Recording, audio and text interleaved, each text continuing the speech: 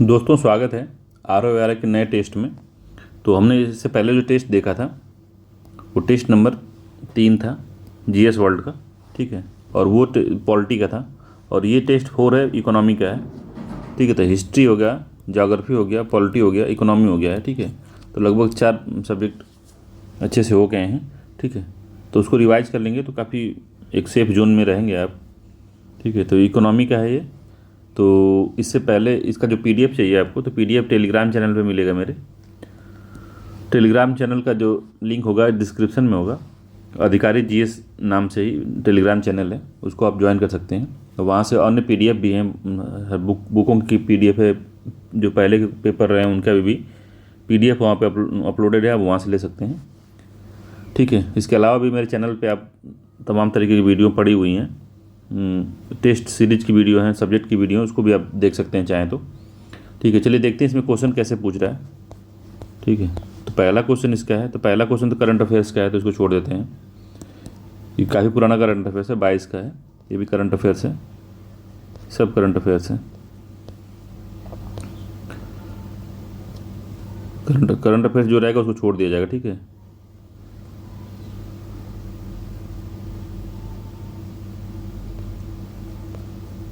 कौन सा क्वेश्चन देखें, चलिए तीसरे से देखते हैं।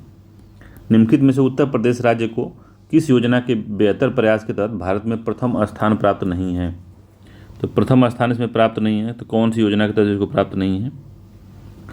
तो ग्रामीण स्वास्थ्य शौचालय निर्माण में तो प्रथम स्थान इसको मिला है, ठीक है। तो ग्रामीण और शहरी अंतर्गत आवास योजना, ग्रामीण शौचालय में, MSME में, इन सब में मिला है। इनको हृदय योजना में फर्स्ट नहीं मिला है। ए इसका आंसर सही है, हृदय में नहीं मिला है। बाकी ग्रामीण स्वच्छ शौचालय निर्माण में मिला है, सूक्ष्म MSME में मिला है, स्मार्ट सिटी में मिला है, ठीक है, तीनों में मिला है, इस पहले में नहीं मिला, ठीक है। कृषि निवेश पर किसानों को देय अनुदान DBT के माध्यम से भुगतान करने वाला देश में पहले राज्य निम्नलिखित में से कौन सा बना। तो डायरेक्ट बेनिफिट ट्रांसफ़र जो है किसानों को देने वाला पहला जो राज्य बना है उसका क्या नाम है। ये करंट अफेयर्स का ही है मगर ठीक ठाक है, UP है ये, ठीक है। तो इसको पूछ सकता है, तो याद रखिएगा उत्तर प्रदेश ही है। अगला है, निम्नलिखित में से कौशल विकास नीति को लागू करने वाला देश का प्रथम राज्य जो है कौन सा है। इसमें बिहार है, हिमाचल प्रदेश, उत्तराखंड है, उपरोक्त में से कोई नहीं है। तो उपरोक्त में से कोई नहीं है। कौशल विकास नीति करने वाला देश का राज्य है उत्तर प्रदेश ही है, ठीक है। अगला है, निम्नलिखित में से कौन सा ट्रेजरी बिल मुद्रा बाजार से बंद कर दिया गया है। तो कौन सा जो T बिल है, ट्रेजरी बिल या T बिल जिसको कहते हैं, कौन सा इसमें से बंद कर दिया गया है। तो 14 दिवसीय ट्रेजरी बिल, 91 दिवसीय ट्रेजरी बिल या 182 दिवस ट्रेजरी बिल, कौन सा इसमें बंद किया गया है। तो बस 14 दिन वाला बंद कर दिया गया है। ए आंसर सही है, केवल एक ही जो है, बाकी 91 और 182 दिन वाला चल रहा है। तो T बिल जो है शॉर्ट टर्म बिल होता है, सरकार को पैसा जुटाने का शॉर्ट टर्म तरीका होता है, ये इससे जुटा सकता है। तो 14 दिन वाला उसको बंद कर दिया गया है। तो ए आंसर इसका ये इसका, ठीक है। तो ट्रेजरी बिल जो है मुद्रा बाजार का यह उपकरण है, हालांकि आज़ादी के बाद से मौजूद है, लेकिन 1986 में ही संगठित हो गया था। इसका उपयोग जो है केंद्र सरकार द्वारा 365 दिनों की अवधि तक अपनी अल्पकालिक तरलता आवश्यकताओं को पूरा करने के लिए किया जाता है। केंद्र सरकार को ज़रूरत होती है शॉर्ट टर्म लोन के लिए, जो 365 दिन से कम होगा, 1 साल से कम अवधि के, तब इसके लिए जारी होता है, ठीक है। समय के साथ ट्रेजरी बिल 5 प्रकार के होते हैं। एक जो होता है 14 दिवसीय होता है, जिसे मध्यवर्ती ट्रेजरी कहते हैं, ठीक है। 14 दिवसीय कार्यवाही योग्य ट्रेजरी बिल है, 91 दिवसीय है, 182 दिवसीय है, 364 दिवसीय है, ठीक है। तो इन ट्रेजरी बिलों के उपरोक्त 5 प्रकारों में वर्तमान में जो है 91 वाले और 182 वाले ट्रेजरी बिल और 364 दिन वाले ट्रेजरी बिल सरकार द्वारा जारी किए जाते हैं। बाकी जो 14 दिन वाला है उसको ख़त्म कर दिया गया है, ठीक है, याद रखिएगा इसको। अगला क्वेश्चन है, कैश मैनेजमेंट बिल, CMD कहते हैं, CMB कहते हैं इसको, कैश मैनेजमेंट बिल जो है के बारे में क्या सही नहीं है। तो कैश मैनेजमेंट बिल के बारे में पूछ रहा है, क्या सही नहीं है। तो पहला ऑप्शन है इसका कि यह अस्थायी नकदी प्रवाह विसंगतियों को पूरा करने के लिए सरकार द्वारा जारी किया गया एक अल्पकालिक समाधान है। तो बिल्कुल सही है। दूसरा है कि ये 91 दिनों से कम की परिपक्वता अवधि के लिए जारी किया जाता है, तो ये भी बात ठीक है। तो कैश मैनेजमेंट जो बिल होता है, आरबीआई के परामर्श पे सरकार द्वारा अस्थायी नगदी प्रवाह में जब दिक्कत होती है सरकार को डे टू डे यूज के लिए, तो वो क्या करता है, पूरा करने के लिए वो कैश मैनेजमेंट बिल जारी करता है 2009 से जारी किया जाता है ये, ठीक है। और 91 दिन की परिपक्व अवधि होती है इसकी, ठीक है। और कोई इसका मानक नहीं होता है, जैसे ठीक है जो सीएमबी जो है ट्रेजरी बिल की सामान्य चरित्र का ही होता है, मगर इसमें चीज़ ये क्या होती है, सीएमबी जो है छूट पे दिया जाता है आपको, ठीक है। मैं कैश मैनेजमेंट बिल का एक पर्ची आपको मिली है, इस पर लिखा है 100 रुपये, तो ये आपको मिलेगा 95 रुपये में, ठीक है, 5 रुपये छूट पे मिलेगा। और जब आप सरकार को बेचेंगे इसको, सरकार आपको 100 रुपये दे के, या कहीं भी आप बेचेंगे तो 100 रुपये जितना लिखा है उतना दे के आपको ले लिया जाएगा, या जो 95 रुपये से अधिक रेट ही दिया जाएगा आपको, और ये फिर वापस खरीद लिया जाएगा। तो इसमें आपको जितना अधिक 95 रुपये से जितना अधिक मिलेगा वही आपको फ़ायदा होगा इसमें, ठीक है। और एसएलआर कोटा की सिक्योरिटी में भी इसको आप खरीद सकते हैं, इसको रख सकते हैं। तो जो एसएलआर कोटा की जो सिक्योरिटी होती है उसमें भी आप इसको रख सकते हैं। तो दोनों ही कथन इसके सत्य हैं, ठीक है। तो सी आंसर सही है इसका। एक और दो दोनों ही सही उत्तर बताना था, तो सही दोनों ही है, सी आंसर से ठीक है। अगला है मुद्रा विनिमय व्यवस्था के संबंध में निम्न कथनों पर विचार करना है। तो थोड़ा इकोनॉमिक्स हो चाहे साइंस टेक्नोलॉजी हो, आप थोड़ा इंग्लिश वाला भी पढ़ के इसको सॉल्व करिएगा तो ज़्यादा सही रहेगा। तो बता रहा है कि करेंसी स्वैप सिस्टम के बारे में बताना है, तो मुद्रा विनिमय व्यवस्था के बारे में बताना है क्या होता है।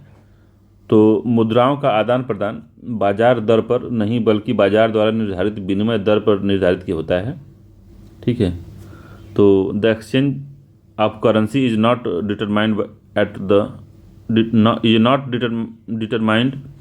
The market rate but at the exchange rate determined by the market, ठीक है। तो ये बाजार द्वारा निर्धारित होता है, तो पहला ठीक है, बाजार जो है इसको निर्धारित करता है। दूसरा है व्यवस्था से बाहर के विवादों का निपटान देश के भीतर ही किया जाता है।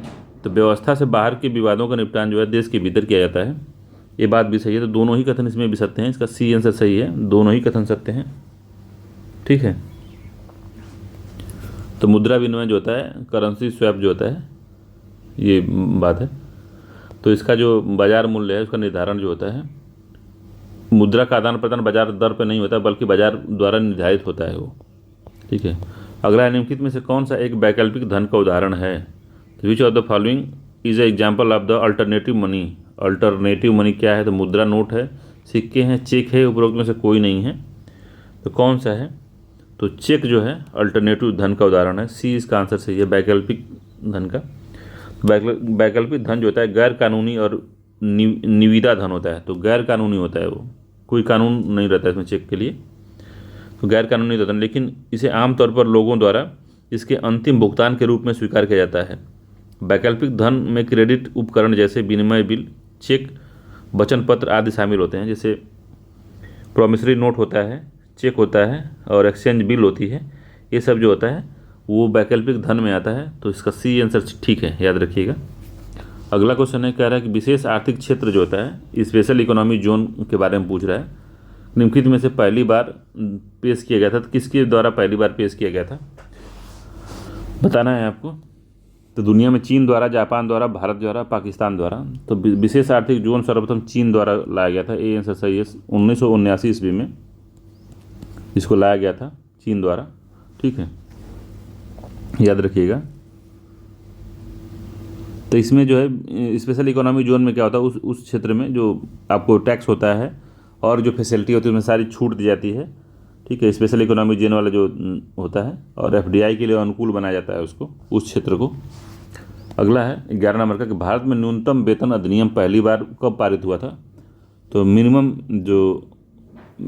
Veg act, minimum wages act जो है कब पारित हुआ था, 1947 में, 1948, 1950, 1951।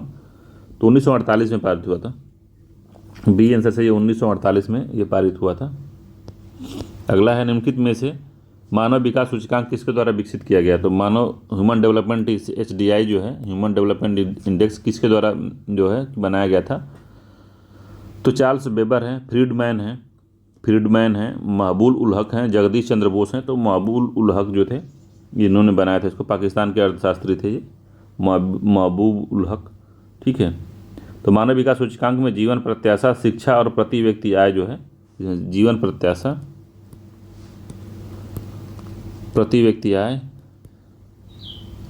शिक्षा, आय एक समग्र सूचकांक है जिसमें जिसके हिसाब से एसडीआई को बनाया जाता है। ठीक है, महबूब उल हक को याद रखिएगा। अगला है, निम्नलिखित में से एक मार्क किसके मानक की गारंटी देता है? तो एक मार्क जो है किसकी गारंटी देता है? गुणवत्ता की, मात्रा की, वजन की, आकार की। तो गुणवत्ता की देता है, ये आंसर सही है। तो एक मार्क भारत के कृषि उत्पाद के जो होते हैं, कृषि उत्पादों को वो मानकता प्रदान करता है। ठीक है, कृषि उत्पाद पे ही इसको लगाया जाता है। और किसान कल्याण मंत्रालय के तहत कृषि सहयोग और किसान कल्याण विभाग के द्वारा इसका कार्यालय है, इसका सेट किया जाता है। फरीदाबाद हरियाणा में स्थित इसका एक मार्क का जो है मुख्यालय है। हेडक्वार्टर इसका फरीदाबाद में है, एक मार्क मुख्यालय। ठीक है, तो सब्जियों, फलों, अनाजों पे एक मार्क लगाया जाता है। अगला 14 नंबर क्वेश्चन है कि निम्नलिखित में से संतुलित कीमत वह कीमत है जब, संतुलित कीमत वह कीमत है जब आपूर्ति मांग से अधिक होती है, जब आपूर्ति मांग से कम होती है, मांग बहुत अधिक होती है, आपूर्ति मांग के बराबर होती है।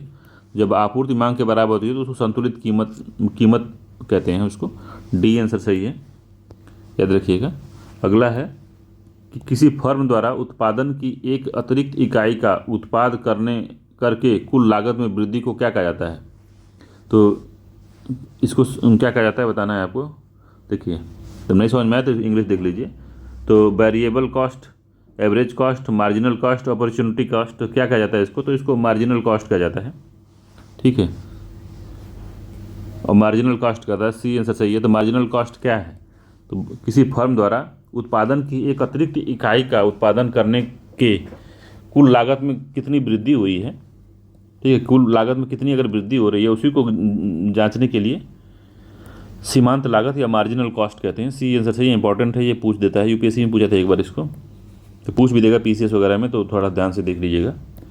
16 नंबर क्वेश्चन है, निम्नलिखित में से कौन सी गतिविधि उत्पादन में शामिल नहीं है? तो उत्पादन में क्या क्या नहीं शामिल है?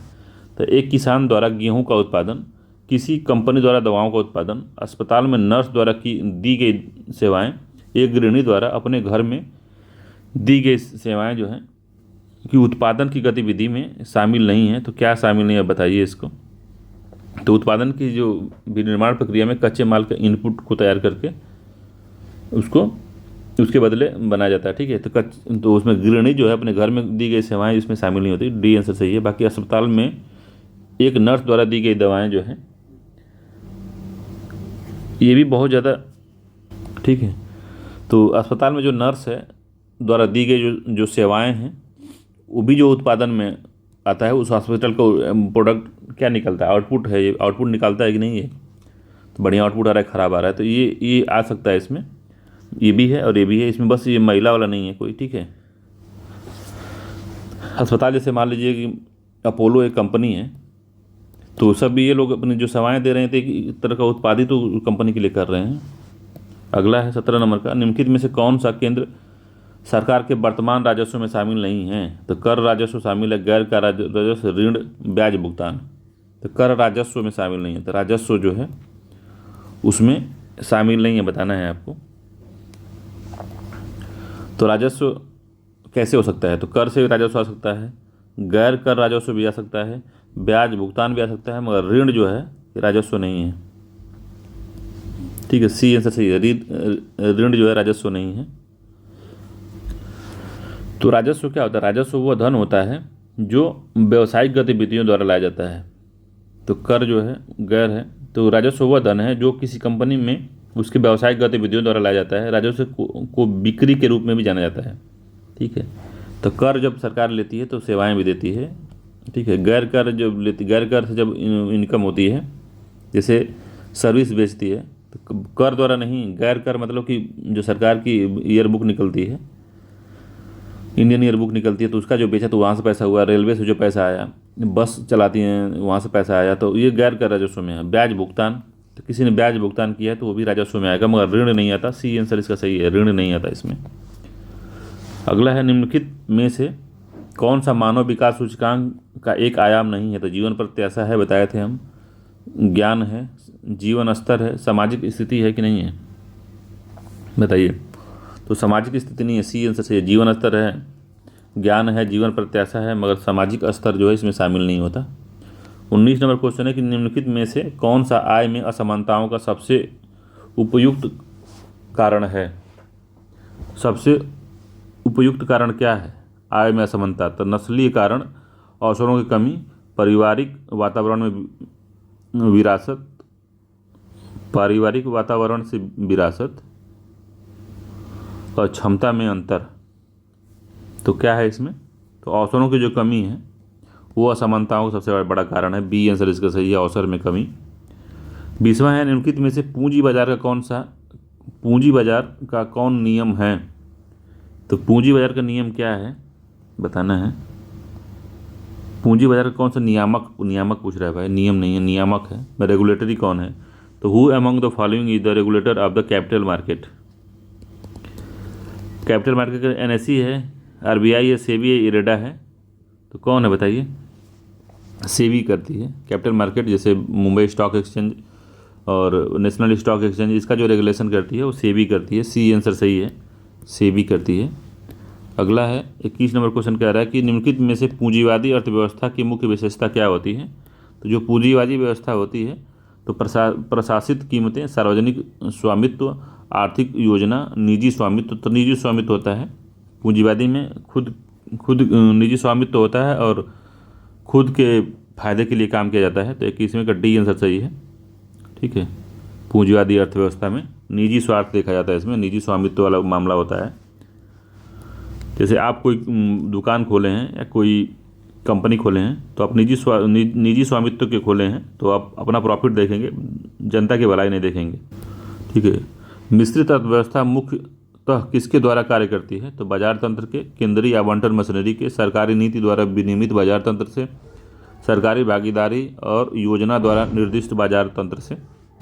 तो डी सही है, जो मिश्रित अर्थव्यवस्था होती है उसमें, ठीक है। तो सरकारी और प्राइवेट मिल के जब काम करते हैं तो उसे मिश्रित अर्थव्यवस्था कहते हैं, ठीक है।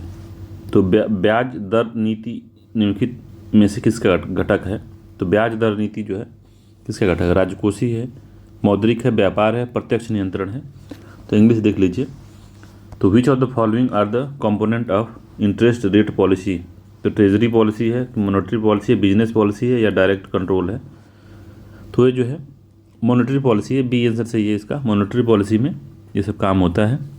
मौद्रिक नीति में दरों का, ब्याज दर जो होता है, पैसा बैंक से जो मिलता है उसका जो है निर्धारण होता है। अगला है ग्रीन जीएनपी शब्द निम्नलिखित में से क्या तात्पर्य है? तो ग्रीन जो है जीएनपी, ग्रॉस नेशनल प्रोडक्ट की बात कर रहा है, तो उसका क्या तात्पर्य है? तो जीएनपी की तीव्र वृद्धि, प्रति व्यक्ति आय में वृद्धि, आर्थिक विकास, उपरोक्त में से कोई नहीं। तो क्या नहीं है इसमें? तो डी आंसर से ये उपरोक्त में से कुछ भी नहीं है जीएनपी का, इसमें जो चारों ऑप्शन दिया है। तो ग्रीन जीएनपी का मतलब ये है कि यह एक आर्थिक और पर्यावरणीय लेखांकन ढांचा है जो प्राकृतिक संसाधनों की समाप्ति और पर्यावरण के क्षरण और पर्यावरणीय समर्थन में निवेश के हिसाब से राष्ट्रीय संपत्ति को मापता है।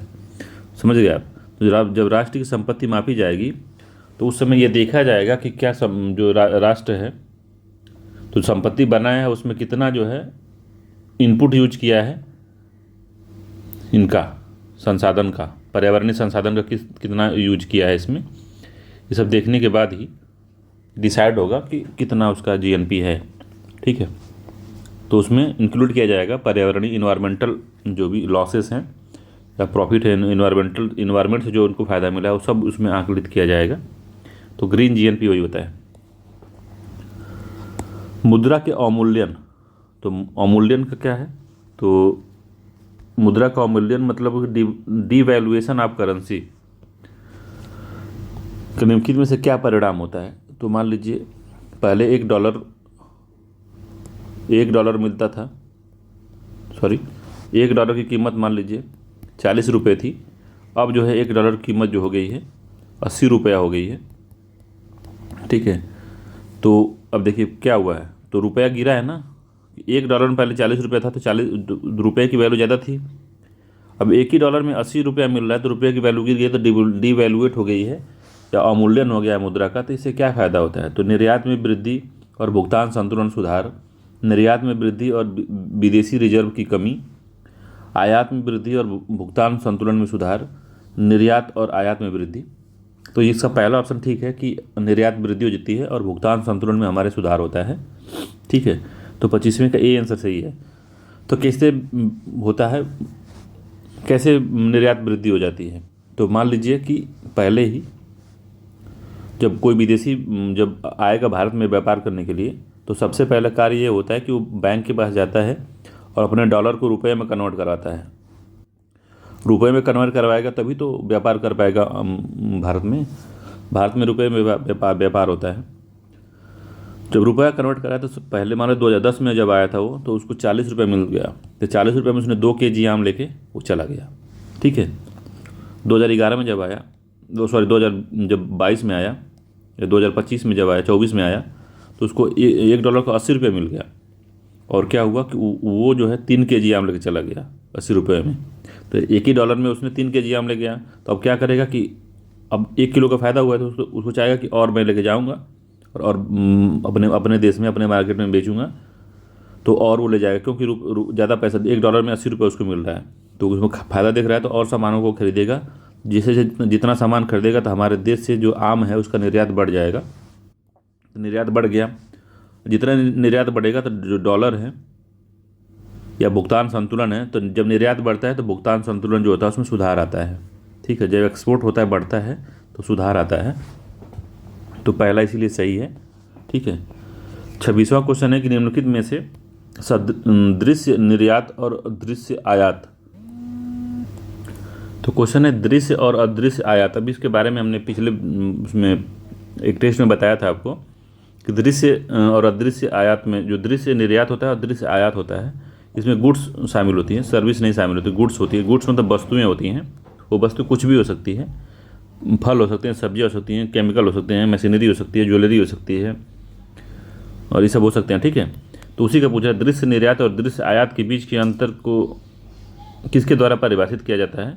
उसके द्वारा परिभाषित किया जाता है व्यापार संतुलन है, भुगतान संतुलन है, व्यापार की संतुलित शर्तें हैं, व्यापार लाभ है।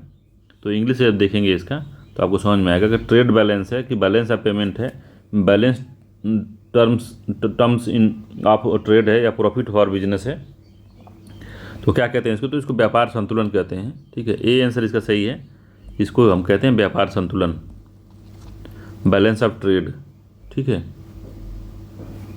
ट्रेड बैलेंस या बैलेंस ऑफ ट्रेड कहते हैं इसको। ठीक, याद रखिएगा, इसको इंपॉर्टेंट है काफ़ी।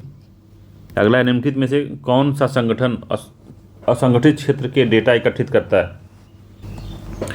तो असंगठित क्षेत्र मतलब वो क्षेत्र होते हैं जैसे कि डेली वेजेज वाले वर्कर्स हैं और घर निर्माण में जो काम करते हैं, जो लेबर लगे होते हैं, वो हैं डेली वेजेज वाले।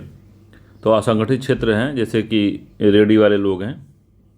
ठीक है, जिनका कहीं डेटा आंकड़ा उस तरह से एकत्रित नहीं होता, तो उनका जो डेटा एकत्रित कौन करता है? तो असंगठित क्षेत्र का, अनऑर्गेनाइज जो सेक्टर होता है, उसका डेटा कौन एकत्रित करता है? तो NSSO है, CSO है, NSO है, RBI है। तो कौन करता है? तो यही बताना है आपको। तो NSSO करता है उसका। ठीक है, ए आंसर सही है। असंगठित क्षेत्र का डेटा एकत्रण का काम NSSO करता है। अब वो NSO हो गया है। ठीक है, NSO।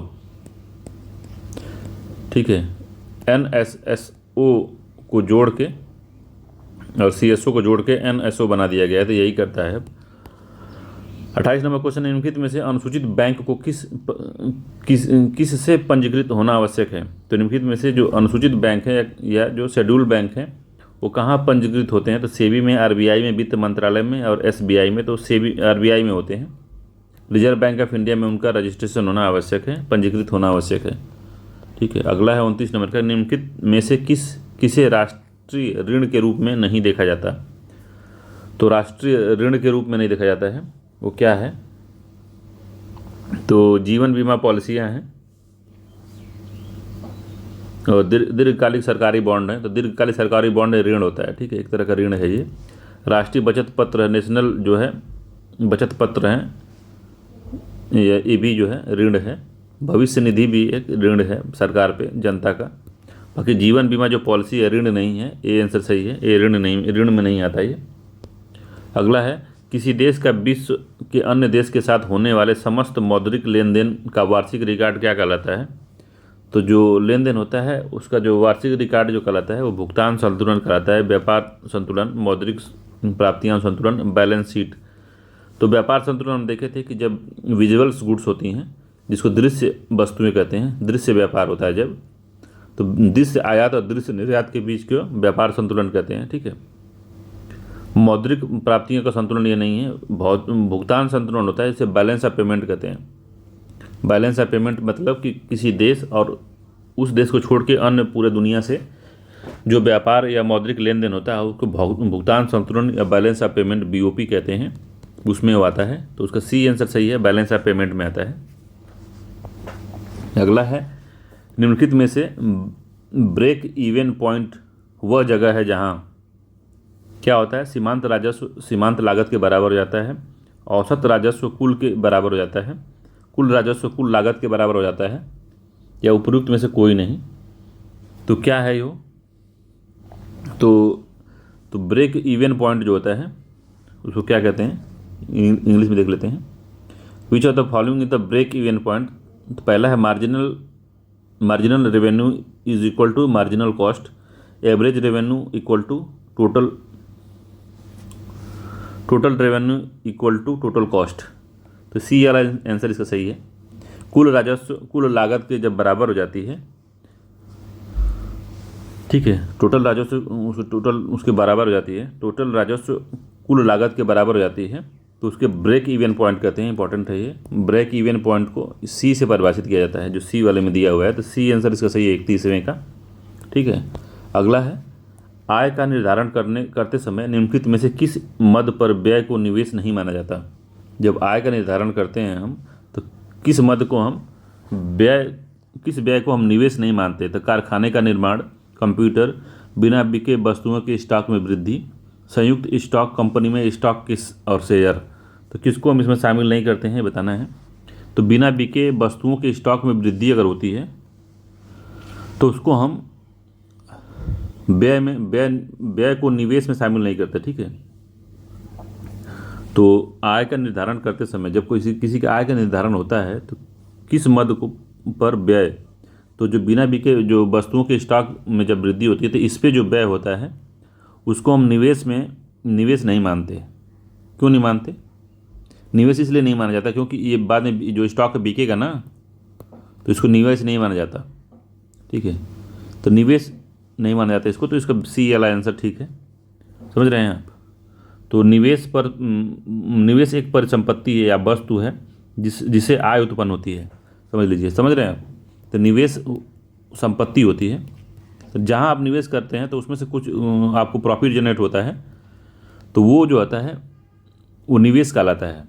मगर बिना बिके वस्तुओं का जो स्टॉक अगर रखे हुए हैं, तो अपने वेयर हाउस में आप रखे हैं, तो मान लीजिए आपने ब्रेड बनाया आपने, मान लीजिए कि 2 टन ब्रेड बनाया और होली की छुट्टी 4 दिन की हो गई, तो होली से पहले आपने 3.5 टन बेच दिया, तो आधा टन जो बचा है उसको आपने रखा है, 4 दिन आपके स्टॉक में रहा कि नहीं रहा वो?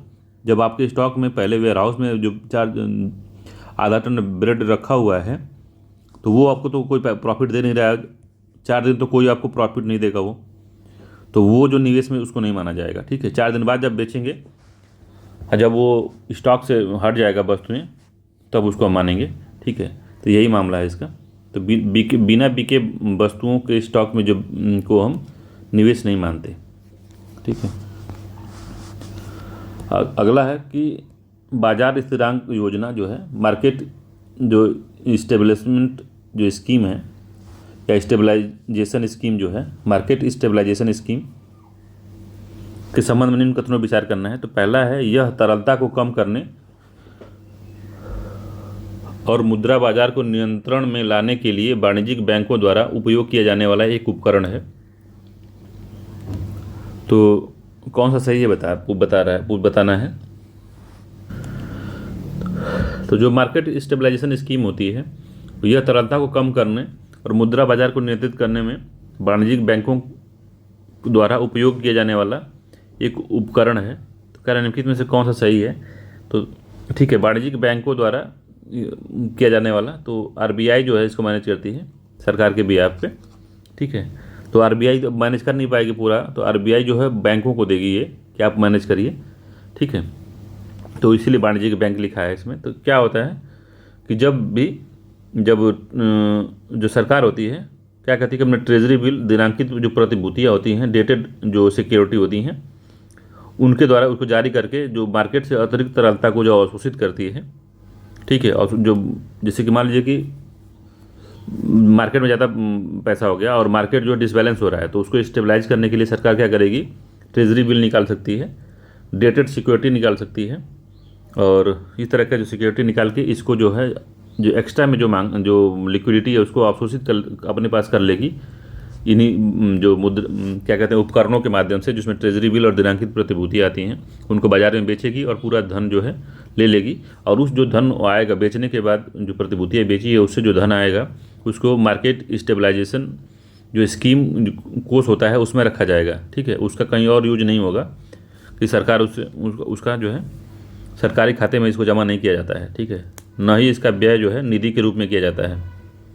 ठीक, तो जब तत्कालिक गवर्नर जब वाई बी रेड्डी थे, तो रिजर्व बैंक ने भारतीय बाजार में अमेरिकी डॉलर में बहुत ज़्यादा वृद्धि हो गई थी, तो उसको जो है सख्त करने के लिए 2004 में MSS जो स्कीम है, बाजार स्थिरांकरण योजना को शुरू किया था।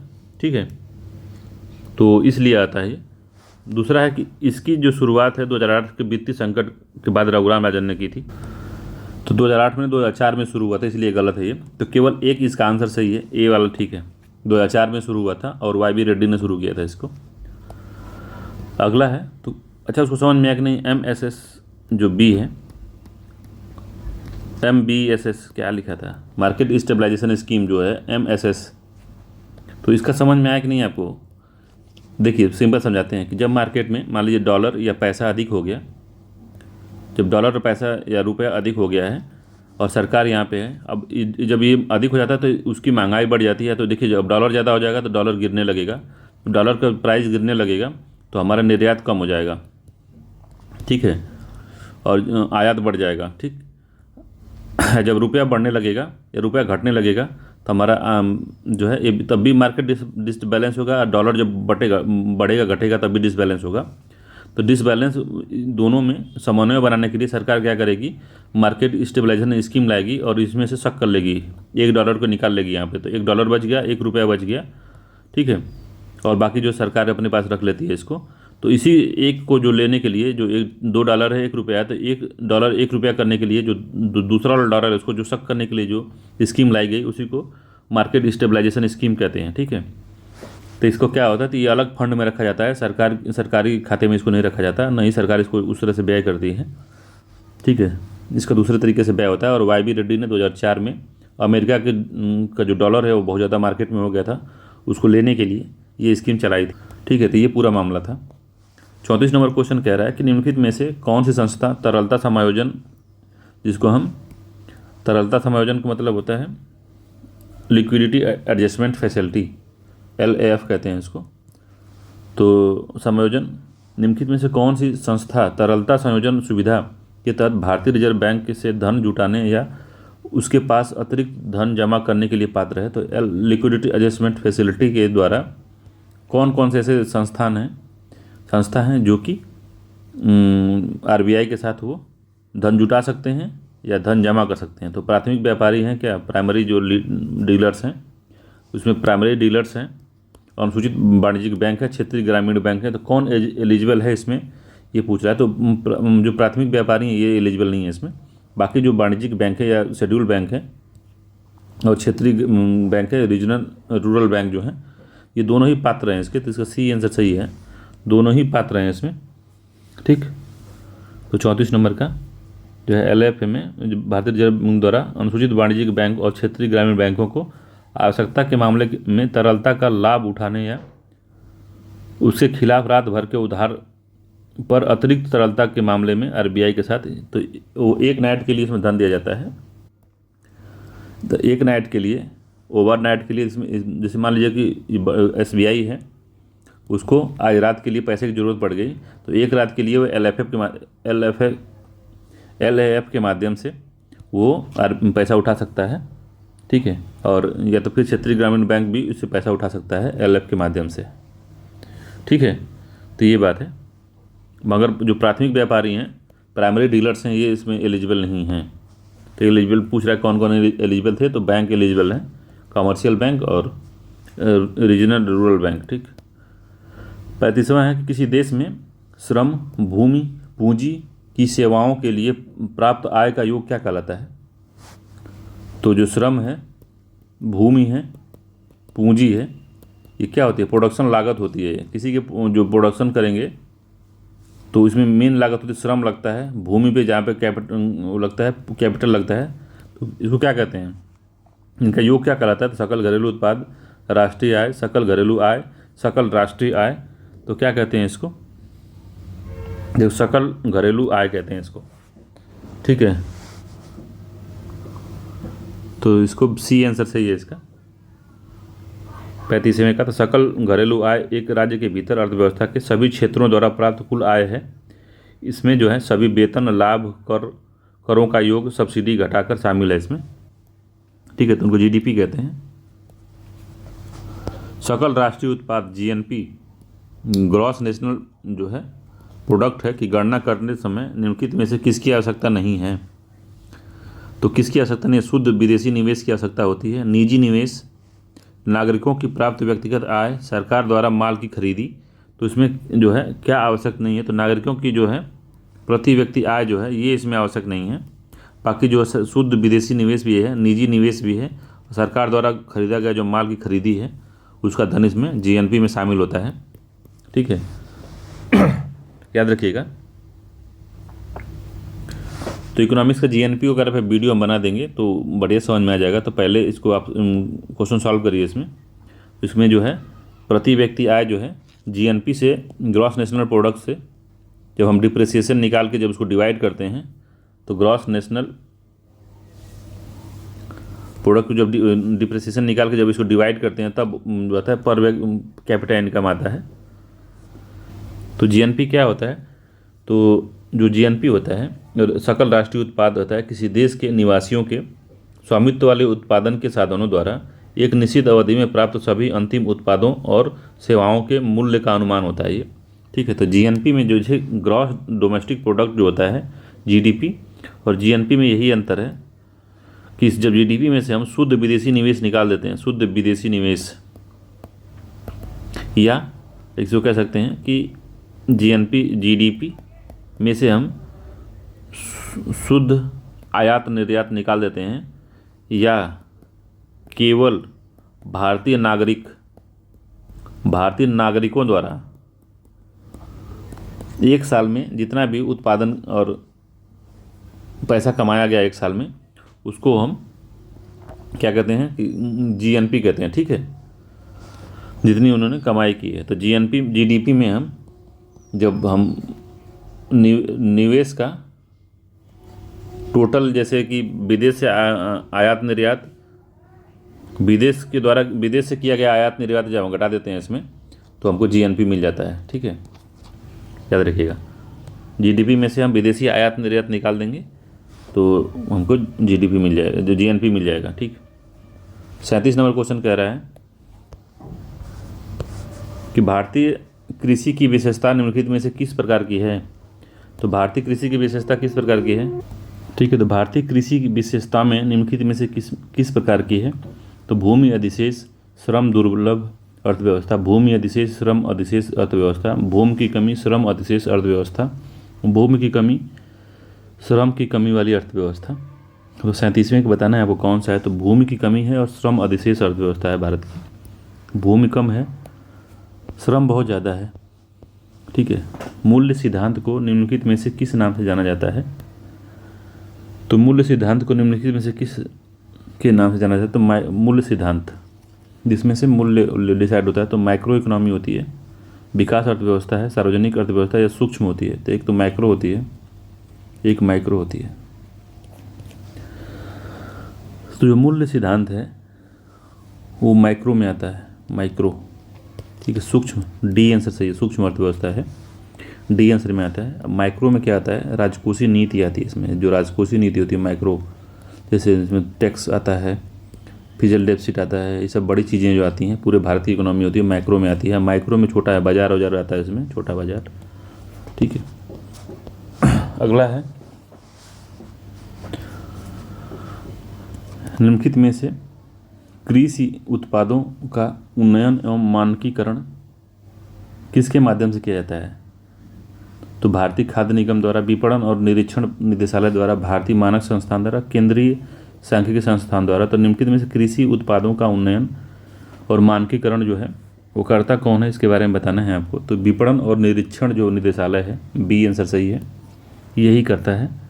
तो एकीकृत विकास के लिए कृषि विपणन नीतियों और कार्यक्रमों को लागू करने के लिए कृषि और कल्याण मंत्रालय ने, कृषि और किसान कल्याण मंत्रालय द्वारा यह जो विभाग है विपणन और निरीक्षण निदेशालय, इसको चलाया जाता है। ठीक है, याद रखिएगा इसको। अगला है 39 नंबर क्वेश्चन कह रहा है, 40 नंबर का, निम्नलिखित में से जब बहुत अधिक पैसा बहुत कम वस्तुओं की खरीद का माध्यम बन रहा हो तो इस स्थिति को क्या कहते हैं। तो बहुत अधिक पैसा में खूब पैसे झोला भरकर ले जाइए और थोड़ा सा सामान लेके आइए तो उसको क्या कहते हैं। तो अपस्फीति होती है, मुद्रास्फीति और मंदी होती है, स्टैगफ्लेशन होता है वो, तो वो मुद्रास्फीति होती है, बी आंसर सही है, मुद्रास्फीति होती है वो। ठीक है, तो मुद्रास्फीति जो होती है, मुद्रा की प्रति इकाई में जो क्रय शक्ति, मुद्रा की प्रति इकाई में क्रय शक्ति में जो आई कमी है उसी को दर्शाता है ये। ठीक है, तो मुद्रा कमज़ोर हो जाता है, जब मुद्रास्फीति बढ़ती है तो मुद्रा कमज़ोर होता है, तो मुद्रास्फीति होती है। ठीक है, तो इसका बी आंसर सही है। अगला है कि भारतीय निर्यात के तीव्र विस्तार का निम्नलिखित में से एक मुख्य कारण क्या है। तो भारतीय निर्यात का जो तीव्र विस्तार हुआ है तो उसका एक मुख्य कारण क्या है। तो आयात शुल्क लगाना, अर्थव्यवस्था का उदारीकरण, अन्य देशों में मंदी, या निर्यात का विविधीकरण। क्या किया गया, तो जब निर्यात का विविधीकरण किया गया, विभिन्न वस्तुओं को बेचा गया, तब जो है हमारे निर्यात में तीव्र वृद्धि हुई। तो डी आंसर इसका सही है। ठीक है, विविधीकरण एक मौजूदा इकाई का एक नए व्यावसायिक अवसर की ओर बढ़ाने का कार्य है। ठीक है, जिसमें कई क्षेत्र खोले जाते हैं निवेश के लिए या निर्यात के लिए, तो उसमें होता है। तो डी आंसर सही है इसका। 42वां, निम्नलिखित में से किसान क्रेडिट कार्ड योजना कब शुरू की गई। इंपॉर्टेंट है, कई बार इसको पूछ चुका है एग्जामों में। तो किसान क्रेडिट कार्ड योजना जो है 1991 में, 96 में, 98 में या 2000 में। तो 1998 में सी आंसर सही है। 1998 में जो है KCC जो कार्यक्रम है, किसान क्रेडिट कार्ड, शुरू हुआ था। ठीक है, याद रखिएगा, UPPCS और ROR में इतना ही पूछेगा।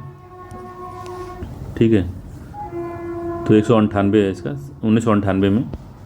43 नंबर क्वेश्चन है, तो निम्नलिखित में से कौन सा केंद्र सरकार द्वारा एकत्र नहीं किया जाता है।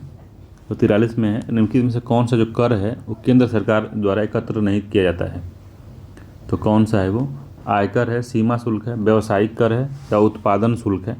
तो किसको जो है केंद्र सरकार जो है वो एकत्र नहीं करती है, तो व्यावसायिक कर को नहीं करती है, सी आंसर सही है। ठीक है, व्यावसायिक कर को नहीं करती, तो जो प्रोफेशनल टैक्स होता है उसको, तो राज्य सरकार के अंतर्गत ये आता है। प्रोफेशनल टैक्स राज्य सरकार के वेतनभोगी कर्मचारियों और पेशेवरों, जिसमें चार्टर्ड अकाउंट, डॉक्टर या वकील आदि शामिल होते हैं, द्वारा अर्जित आय पर लगाया जाने वाला कर है। ठीक है, अगला है, तो भारत में लघु उद्योग की परिभाषा निम्नलिखित में से किस पर आधारित है। इकाई द्वारा बिक्री पर आधारित है, मशीनों और उपकरणों में निवेश पे, बाजार कवरेज पे, या निर्यात क्षमता पे। किस पे है, तो सुने होंगे जो MSME है उसमें मशीनों और उपकरणों में निवेश पे आधारित है, बी आंसर सही है। लघु उद्योग जो उपक्रम होते हैं वो मशीनरी में जो निवेश होता है उस पर आधारित होते हैं। ठीक है, तो 5 करोड़ रुपए से अधिक न हो तो उसको हम क्या कहते हैं, लघु उद्योग कहते हैं। इसमें उसका निवेश 5 करोड़ से अधिक नहीं होना चाहिए। 45वां है, निम्नलिखित में से क्रय शक्ति समता सिद्धांत संबंधित है। तो क्रय शक्ति समता सिद्धांत किससे संबंधित है, ब्याज दर से, बैंक दर से, मजदूरी से, विनिमय दर से। तो परचेजिंग पावर जो पैरिटी है वो थ्योरी किससे रिलेटेड है, तो विनिमय दर से, ब्याज दर, बैंक दर, मजदूरी दर, तो विनिमय दर से निवेशित है, डी आंसर सही है। PPP कहते हैं इसको, परचेजिंग पावर पैरिटी जो होती है विभिन्न देशों के आर्थिक चर को मापने का एक तरीका होता है। ठीक है, तो विनिमय दर से संबंधित होती है, याद रखिएगा इसको। इतना ही पूछेगा, डिटेल में यूपीएससी की तैयारी करते हो तब वो पूछेगा। तो यूपीएससी की अगर क्लास होती है, यूपीएससी का पेपर होता तो मैं पूरा उसको डिस्कस करता, मगर यार का है तो इतना ही पूछेगा वो, याद रखिएगा इसको, विनिमय दर से संबंधित है। 46 नंबर क्वेश्चन है कि अर्थव्यवस्था में ज्ञान, तकनीकी, कौशल, शिक्षा आदि को निम्नलिखित में से क्या माना जाता है। तो ज्ञान, तकनीक, कौशल, शिक्षा निम्नलिखित में से क्या माना जाता है। इसको सामाजिक पूंजी माना जाता है कि मानव पूंजी, सामाजिक ऊपरी पूंजी, मानव पूंजी, मूर्त भौतिक पूंजी या कार्यशील पूंजी। तो इसको मानव पूंजी माना जाता है। बी आंसर सही है, ह्यूमन कैपिटल जिसको कहते हैं। जिस देश का ह्यूमन कैपिटल जितना बढ़िया है उसका जो है डेमोग्राफिक डिविडेंड जो होता है उतना ही अच्छा होता है। ठीक है, अगला 47 नंबर का कि बैंक दर से तात्पर्य उस ब्याज दर से है जिस पर वाणिज्यिक बैंक जनता से जमा प्राप्त करते हैं नहीं। केंद्रीय बैंक वाणिज्यिक बैंकों को ऋण देता है, सरकारी ऋण जारी होता है नहीं। वाणिज्यिक बैंक अपने ग्राहकों को ऋण देता नहीं। बैंक दर होता है जिससे केंद्रीय बैंक वाणिज्यिक बैंकों को ऋण देता है। ठीक है, 47वां का बी आंसर सही है। जब आरबीआई के पास एसबीआई, आईसीआईसीआई, यूनियन बैंक ये लोग जाएंगे लॉन्ग टर्म के लिए लोन लेने के लिए, लॉन्ग टर्म के लिए आरबीआई से पैसा लेने जाएंगे जब, तो उन पे जो ब्याज दर लगेगी वो बैंक रेट पे लगेगी। तो वही है, केंद्रीय बैंक वाणिज्यिक बैंकों को ऋण देता है तो उस पर बैंक रेट पे देता है। ठीक है, तो लॉन्ग टर्म वाला जो लोन होता है वो बैंक दर पे दिया जाता है, जो लंबी अवधि के लिए होता है, दीर्घ अवधि के लिए। ठीक है, 48वां निम्नलिखित में से कौन सा आर्थिक विकास का बेहतर माप करता है। तो जीडीपी, डिस्पोजेबल आय, एनएनपी या प्रति व्यक्ति आय। तो आर्थिक विकास का बेहतर जो मापन करता है वो प्रति व्यक्ति आय करता है। डी आंसर सही है। पर कैपिटा इनकम की, एक आदमी की कितना इनकम है एक साल में, एक महीने में या एक साल में, वो प्रति व्यक्ति आय मापता है। ठीक है, डी आंसर सही है। जीडीपी नहीं, डिस्पोजेबल इनकम भी नहीं और एनएनपी भी नहीं माप पाता, तो प्रति व्यक्ति आय मापता है। डी आंसर इसका सही है। 49वां है निम्नलिखित में से आर्थिक विकास किस पर निर्भर करता है। तो आर्थिक विकास किस पर निर्भर करता है, तो प्राकृतिक संसाधनों पर निर्भर करता है भाई। अगर प्राकृतिक संसाधन आपके यहाँ हैं तो इकोनॉमिक ग्रोथ अच्छी होगी आपकी। पूंजी निर्माण पे, बाजार के आकार पे, उपरोक्त में सभी पे, तो उपरोक्त में सभी पे निर्णय डिपेंड करता है। डी आंसर सही है। ठीक है, 49वें का डी है, उपरोक्त में सभी पे जो है डिपेंड करता है। अगला है कि वे भुगतान जो कंपनियां बाहरी लोगों को उनकी वस्तुओं और सेवाओं के लिए करती हैं क्या कहलाती हैं। तो वे भुगतान जो कंपनियां बाहरी लोगों को उनके वस्तुओं और सेवाओं के लिए भुगतान करती है वो क्या कहलाती हैं। तो वास्तविक लागत है कि एक्चुअल कॉस्ट है, इकोनॉमिकल कॉस्ट है, एक्सप्लिसिटी कॉस्ट है या इम्प्लिसिटी कॉस्ट है। तो अंतर्निहित लागत है या अस्पष्ट लागत है, आर्थिक लागत है या वास्तविक लागत है। तो कौन सी लागत में आता है वो, तो अस्पष्ट लागत में आता है वो। एक्सप्लिसिट कॉस्ट में आता है। ठीक है, सी आंसर सही है। अस्पष्ट लागत या एक्सप्लिसिट लागत में आता है वो। तो क्या होता है ये, तो अस्पष्ट लागत से तात्पर्य उन सभी खर्चों में से है जो किसी फर्म द्वारा सीधे सामान खरीदने के लिए किए जाते हैं। इसमें कच्चा माल, कर, मूल्यह्रास शुल्क, परिवहन, बिजली, उच्च ईंधन, विज्ञापन आदि के लिए भुगतान जो शामिल होता है वो अस्पष्ट लागत। ठीक है, अस्पष्ट लागत वे नगद भुगतान है जो कंपनियों द्वारा अपनी सेवाओं और वस्तुओं के लिए बाहरी लोगों को दी जाती है। तो वही बात है। ठीक है, तो अस्पष्ट लागत यही है। एक्सप्लिसिट कॉस्ट जो होती है इंपॉर्टेंट है, ये याद रखिएगा। ठीक है, बिजली खर्चा जो आता है वो अस्पष्ट लागत में आता है। सी आंसर इसका सही है। अगला है 51 नंबर का, निम्नलिखित में से राष्ट्रीय आय किस प्रकार उत्पन्न होती है। तो राष्ट्रीय आय किस प्रकार उत्पन्न होती है। तो कोई पैसा कमाने वाली गतिविधि से, कोई भी श्रम साध्य गतिविधि से, कोई भी लाभ कमाने वाली गतिविधि से या उपरोक्त में सभी से। तो उपरोक्त जब सभी होता है तो उससे जो होती है राष्ट्रीय आय उत्पन्न होती है।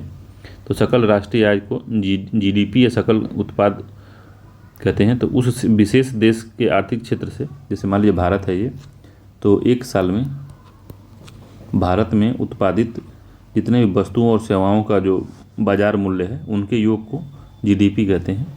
ठीक है, तो समझ लीजिए। साथ ही इसमें जो है ये सकल राष्ट्रीय आय, इसको जीडीपी कहते हैं, इसको जो अभी बताया हूँ मैं। उसके साथ ही साथ विदेश में देश के नागरिकों के वेतन, संपत्ति और आय और सब्सिडी से शुद्ध परिसंपत्तियाँ घटाकर परिभाषित किया जाता है इसको। ठीक है, ठीक। तो 51 का जो है डी है, उपरोक्त में सभी जो है इसमें शामिल होते हैं। डी आंसर सही है इसका, सभी शामिल हैं। अगला क्वेश्चन है कि निम्नलिखित में से मुद्रा आपूर्ति किसके द्वारा नियंत्रित होती है? तो मुद्रा आपूर्ति जो होती है नीति आयोग द्वारा नहीं, वित्त आयोग द्वारा नहीं, भारतीय रिजर्व बैंक द्वारा होती है। सी आंसर सही है इसका, वाणिज्य में नहीं। तो भारतीय रिजर्व बैंक द्वारा, आरबीआई द्वारा नियंत्रित होती है मुद्रा आपूर्ति। ठीक है। रबी विपणन वर्ष 2023 में गेहूं का न्यूनतम समर्थन मूल्य कितना निर्धारित किया गया था? ये 2023 का पूछ रहा है, तो ये तो करंट अफेयर्स का हो गया है। तो 2015 रुपये प्रति क्विंटल, मतलब 20.15 रुपये किलो। ठीक है, 20 रुपये 15 पैसा किलो।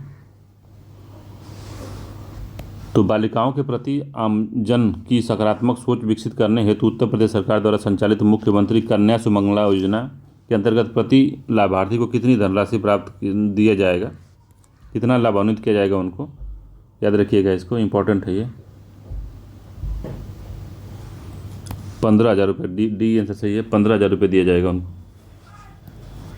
अगला है, निम्नलिखित में से कौन सी वस्तु भारत के भुगतान संतुलन के चालू खाते में शामिल नहीं है? जो बैलेंस ऑफ पेमेंट होता है, भुगतान संतुलन जो होता है, उसमें जो है उसके चालू खाते में क्या शामिल नहीं है? तो अल्पकालिक वाणिज्यिक उधार, गैर मौद्रिक सोने की गतिविधियाँ, निवेश आय, भुगतान स्थानांतरण। तो क्या इसमें शामिल नहीं है? तो इसमें गैर मौद्रिक सोने की गतिविधियाँ जो हैं, क्या कहते हैं उसको, नॉन मॉनेटरी गोल्ड एक्टिविटीज़ जो हैं, ये इसमें शामिल नहीं होती। ठीक है, बी आंसर इसका सही है, इसमें यही वाला शामिल नहीं होता है। बाकी अल्पकालिक वाणिज्यिक उधार शामिल होता है, निवेश आय जो होती है वो है, और भुगतान स्थानांतरण जो है ये भी शामिल होता है। 56 नंबर क्वेश्चन है कि कच्चे माल के आधार पर उद्योगों का वर्गीकरण निम्नलिखित में से कौन सा है? तो कच्चे माल के आधार पर उद्योगों का वर्गीकरण निम्नलिखित में से कौन सा है? तो छोटा पैमाना, बड़ा पैमाना, प्राथमिक और माध्यमिक, बुनियादी और उपभोक्ता, कृषि आधारित, खनिज आधारित। तो कच्चे माल आधारित उद्योगों का वर्गीकरण निम्न में से कौन सा है, बताना है। तो कृषि आधारित और खनिज आधारित होते हैं। ठीक है, डी आंसर सही है, कच्चे माल पर कृषि आधारित होना चाहिए या खनिज आधारित होगा। तो कृषि आधारित उद्योग में जैसे क्या क्या आता है? तो सूती, जूट, चीनी, खाद्य प्रसंस्करण, ये सब आता है। खनिज उद्योग में आता है गैर धात्विक और धात्विक दोनों आते हैं, जैसे लोहा, इस्पात, एल्युमिनियम, सीमेंट, पेट्रोकेमिकल्स, ये सब आते हैं इसमें। ठीक है, डी आंसर सही है इसका। अगला है, किसी विदेशी देश में अपने घरेलू विक्रय मूल्य को कम कीमत पर सामान बेचने की प्रथा को क्या कहते हैं? क्या कहते हैं उसको? तो किसी विदेशी देश में अपने घरेलू विक्रय मूल्य से कम कीमत पर बेचने की प्रथा को क्या कहते हैं? तो डिप्लोमेसी कहते हैं, डिस्क्रिमिनेशन कहते हैं, डंपिंग कहते हैं, डबल प्राइसिंग कहते हैं। तो उसको डंपिंग कहते हैं। ठीक है, डंपिंग करना मतलब है कि विदेशी देश में अपने घरेलू विक्रय मूल्य से कम कीमत पर सामान को बेच रहा है। जैसे चाइना डंपिंग कर देता है हमारे यहाँ, जैसे कि बड़े बड़े टॉयज़ हैं, अपने यहाँ को 200 में बेचेगा, भारत में आकर 20-30 रुपये में बेच देता है, तो डंपिंग होती है। सी आंसर कहते हैं उसको, डंपिंग। ठीक है, यदि आय के उच्च स्तर के साथ, अगला क्वेश्चन है, यदि आय के उच्च स्तर के साथ कर की दर बढ़ती है तो क्या कहलाती है? तो अगर आय की जब उच्चतर है, अगर जिसकी आय जितनी ज़्यादा है उसको उतना ही कर देना पड़ेगा, तो उसको क्या, कौन सा कर कहते हैं? अनुपातिक कर कहते हैं, प्रगतिशील कहते हैं, एकमुश्त कहते हैं, या प्रतिगामी कहते हैं? क्या कहते हैं उसको? तो इसको प्रगतिशील टैक्स कहते हैं। ठीक है, प्रोग्रेसिव टैक्स कहते हैं, प्रोग्रेसिव। ठीक है, बी आंसर सत्य है इसका, याद रखिएगा, प्रगतिशील टैक्स कहते हैं उसको। अगला है, किसी अर्थव्यवस्था में पूंजी निर्माण निम्नलिखित में से किस पर निर्भर है? तो कुल आय पर, कुल मांग पर, कुल बचत पर, कुल उत्पादन पर। तो पूंजी निर्माण जो होती है कुल बचत पर डिपेंड होती है। ठीक है, सी आंसर सही है, कुल बचत पर। ठीक है, अगला है निम्नलिखित में से कौन श्रम की आपूर्ति का निर्धारण नहीं करता। तो निम्नलिखित में से कौन सा श्रम की आपूर्ति का निर्धारण नहीं करता है। जनसंख्या का आकार और आयु संरचना, कार्य की प्रकृति, श्रम की सीमांत उत्पादकता, कार्य अवकाश अनुपात। तो क्या नहीं करता है इसमें, तो उसमें श्रम की सीमांत उत्पादकता जो है ये जो है कि श्रम की आपूर्ति का निर्धारण नहीं करता है। सी आंसर सही है, श्रम की आपूर्ति का निर्धारण ये नहीं करता है। 61 नंबर क्वेश्चन है कि अर्थव्यवस्था में समुद्री जल, ताज़ी हवा आदि को माना जाता है। तो अर्थव्यवस्था में समुद्री जल, ताज़ी हवा आदि को क्या माना जाता है। गिफिन माल, घटिया माल, मुक्त माल, सामान्य माल। तो क्या माना जाता है इसको, तो इसको मुक्त माल माना जाता है। सी आंसर सही है, मुक्त माल माना जाता है। अगला है कि यह अवधारणा की मुक्त उद्यम की प्रणाली के तहत यह उपभोक्ता ही है जो यह तय करते हैं कि कौन सी वस्तुएं और सेवाओं का उत्पादन किया जाएगा और कितनी मात्रा में किया जाएगा। निम्नलिखित में से किसके तहत शामिल किया जाता है। तो कितना उत्पादन सेवाओं और वस्तुओं का किया जाएगा, कितनी मात्रा में किया जाएगा, ये किसके तहत होता है। तो उपभोक्ता संरक्षण, उपभोक्ता निर्णय, उपभोक्ता प्राथमिकता, उपभोक्ता संप्रभुता। तो उपभोक्ता निर्णय है ना ये, कि उपभोक्ता संप्रभुता है। तो उपभोक्ता संप्रभुता है ये, उपभोक्ता संप्रभुता जो है डी आंसर सत्य है इसका। उपभोक्ता संप्रभुता एक आर्थिक अवधारणा है जहां उपभोक्ता के पास उत्पादित वस्तुओं पर कुछ नियंत्रण शक्ति होती है और यह विचार है कि उपभोक्ता अपने कल्याण का सबसे अच्छा न्यायाधीश है। ठीक है, तो उपभोक्ता संप्रभुता कहते हैं इसको। डी आंसर इसका सही है, इसको याद रखिएगा, इसको समझाने लायक कुछ है नहीं, उसको याद रख लीजिएगा बस किसी भी। अगला है कि आधुनिक सोच के अनुसार घटते प्रतिफल का नियम निम्नलिखित में से किस पर लागू होता है। तो आधुनिक सोच के अनुसार तो घटता जो प्रतिफल होता है वो कृषि, उद्योग, खनन, उत्पादन के सभी क्षेत्र। तो आधुनिक सोच के अनुसार घटते प्रतिफल का नियम निम्नलिखित में से किस पे लागू होता है। उत्पादन के सभी क्षेत्रों में लागू होता है और डी आंसर इसका सही है। तो जो आधुनिक जो हासमैन प्रतिफल उत्पादन है, उत्पादन प्रक्रिया के सीमांत होता है, वृद्धिशील उत्पादन में कमी जब होती है, कमी है। ठीक है, आधुनिक अर्थव्यवस्था में हासमैन प्रतिफल जो कि लॉस होता है, उस प्रक्रिया के सीमांत उत्पादन में कमी होती है क्योंकि उत्पादन के एक कारक की मात्रा में वृद्धि होती है जबकि उत्पादन के अन्य सभी कारकों की मात्रा स्थिर रहती है। तो हासमैन प्रतिफल का जो नियम है वो कहता है कि सभी उत्पादन प्रक्रियाओं में उत्पादन के एक कारक को और अधिक जोड़ने पर जबकि अन्य सभी को स्थिर रखने पर कुछ बिंदु पर प्रति जो इकाई कम वृद्धिशील प्रतिफल प्राप्त होगा। ठीक है, अगर किसी उत्पादन किसी एक कर को आप बदलते हैं और बाकी सारे करों को आप कांस्टेंट रखते हैं या स्थिर रखते हैं तो क्या होगा, तो जो प्रति इकाई कम वृद्धिशील प्रतिफल है वह आपको प्राप्त होगा। ज़्यादा ही समझ में आएगा नहीं, तो इससे बढ़िया कि आधुनिक सोच के अनुसार जो घटते प्रतिफल का नियम है निम्नलिखित में से किस पे लागू होता है। तो उत्पादन के सभी क्षेत्रों पे लागू होता है और यह जो है हासमान प्रतिफल का नियम है, ये प्रतिफल का नियम है, ये हासमान प्रतिफल का नियम है, यही कहता है। डी आंसर इसका सही है। 64 है कि निम्नलिखित में से मुद्रास्फीति तब होती है जब समग्र आपूर्ति क्या होती है, कुल मांग से अधिक हो जाती है, कुल मांग से कम हो जाती है, कुल मांग के बराबर जाती है, इनमें से कोई नहीं। तो कुल मांग से जब आपूर्ति कम हो जाती है तो मुद्रास्फीति होने लगती है। तो बी आंसर इसका सही है। ठीक है, तो अगर आपूर्ति अधिक रहेगी तो जाहिर सी बात है कि जब वस्तुएं ज़्यादा रहेंगी तो मुद्रास्फीति नहीं होती है। अगला क्वेश्चन है कि जब किसी देश में बड़ी संख्या में निवेशक आर्थिक स्थिति खराब होने के कारण निवेश को अन्यत्र स्थानांतरित कर देते हैं तो इसको क्या कहते हैं। जब किसी देश में बड़ी संख्या में निवेशक आर्थिक स्थिति खराब होने के कारण निवेश को अन्यत्र स्थानांतरित कर देते हैं तो इसको क्या कहते हैं। तो transfer of capital escaped capital outflow या फ्लाइट ऑफ कैपिटल। तो कैपिटल आउटफ्लो क्या कहते हैं इसको बताइए। 65वें का, तो कैपिटल पूंजी का पलायन कहते हैं उसको, बी आंसर सही है। कहते हैं पूंजी का पलायन होने लगा है, बी आंसर इसका सही है। तो अर्थव्यवस्था में जो पूंजी का पलायन तब होता है जब किसी अर्थव्यवस्था में आर्थिक परिणाम की घटना के कारण या आर्थिक वैश्वीकरण के परिणाम स्वरूप संपत्ति या धन तेजी से देश के बाहर चला जाता है।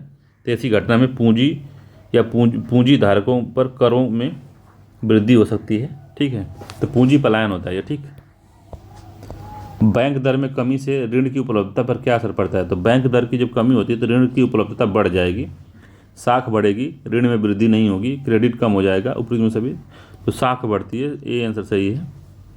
66वां का जो है ए आंसर ठीक है।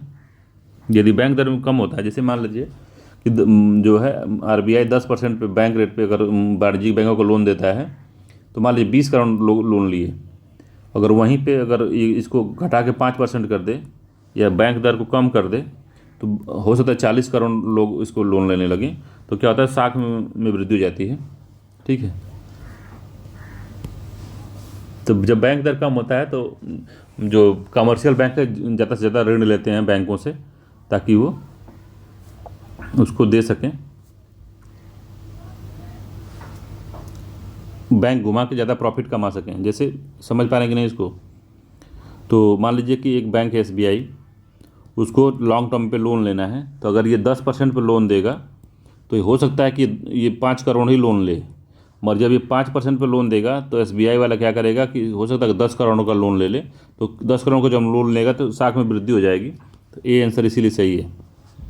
सरकार द्वारा टर्मिनेटर बीज के आयात पर प्रतिबंध क्यों लगाया गया? तो पहला कारण है उसका कि एक ऐसे वायरस को रोकना जो स्थानीय फसलों को नष्ट कर सकता है। ये बीज बहुत धीमी गति से बढ़ते हैं, ये बीज मानव एवं पशु स्वास्थ्य के लिए हानिकारक हैं। इन बीजों में आगे प्रजनन को रोकने के लिए आनुवांशिक रूप से इंजीनियरिंग किए गए गुण होते हैं। ठीक है, तो टर्मिनेटर बीज में यही होता है कि एक बार जब उत्पादन कर दिया आप उसका, तो उत्पादकता तो बहुत ज़्यादा है, मगर उसको आप उसका बेंगा गाँव में कर देंगे, बेंगा रख दीजिए या बेहन कहते हैं उसको कहीं कहीं, तो बेहन रख दीजिए, तो जैसे गेहूँ रख दिया जाता है फिर अगली फसल की बुआई के लिए, तो वो नहीं रख पाएंगे। अगर रख के उसको बोते भी हैं तो वो टर्मिनेटेड है, तो वो जामेगा ही नहीं वो। ठीक है, तो यही कारण है उसका, तो ये डी वाला कारण है, इसीलिए सरकार ने उसको बैन कर दिया। अब हर इनका बीज लेने का मतलब कि हर जब सीजन आए तो इनसे बीज आप लगातार खरीदते रहिए, आप खुद बीज नहीं रख सकते। अगला है, संघ द्वारा एकत्र किए गए निम्नलिखित में से करों में से कौन सा कर राज्य को सौंपा जाना अनिवार्य नहीं है? तो कौन सा जो कर है वो राज्यों को सौंपा जाना अनिवार्य? सेवा कर है, माल की खेप पर कर है, रेलवे किराया और माल ढुलाई पर कर है, रेलवे समुद्र हवाई मार्ग से ले जाए जाने वाले माल और यात्रियों पर टर्मिनल कर है। तो कौन सा इसमें है? इसमें पहला है सेवा कर जो है अनिवार्य नहीं है बांटना, ये आंसर सही है।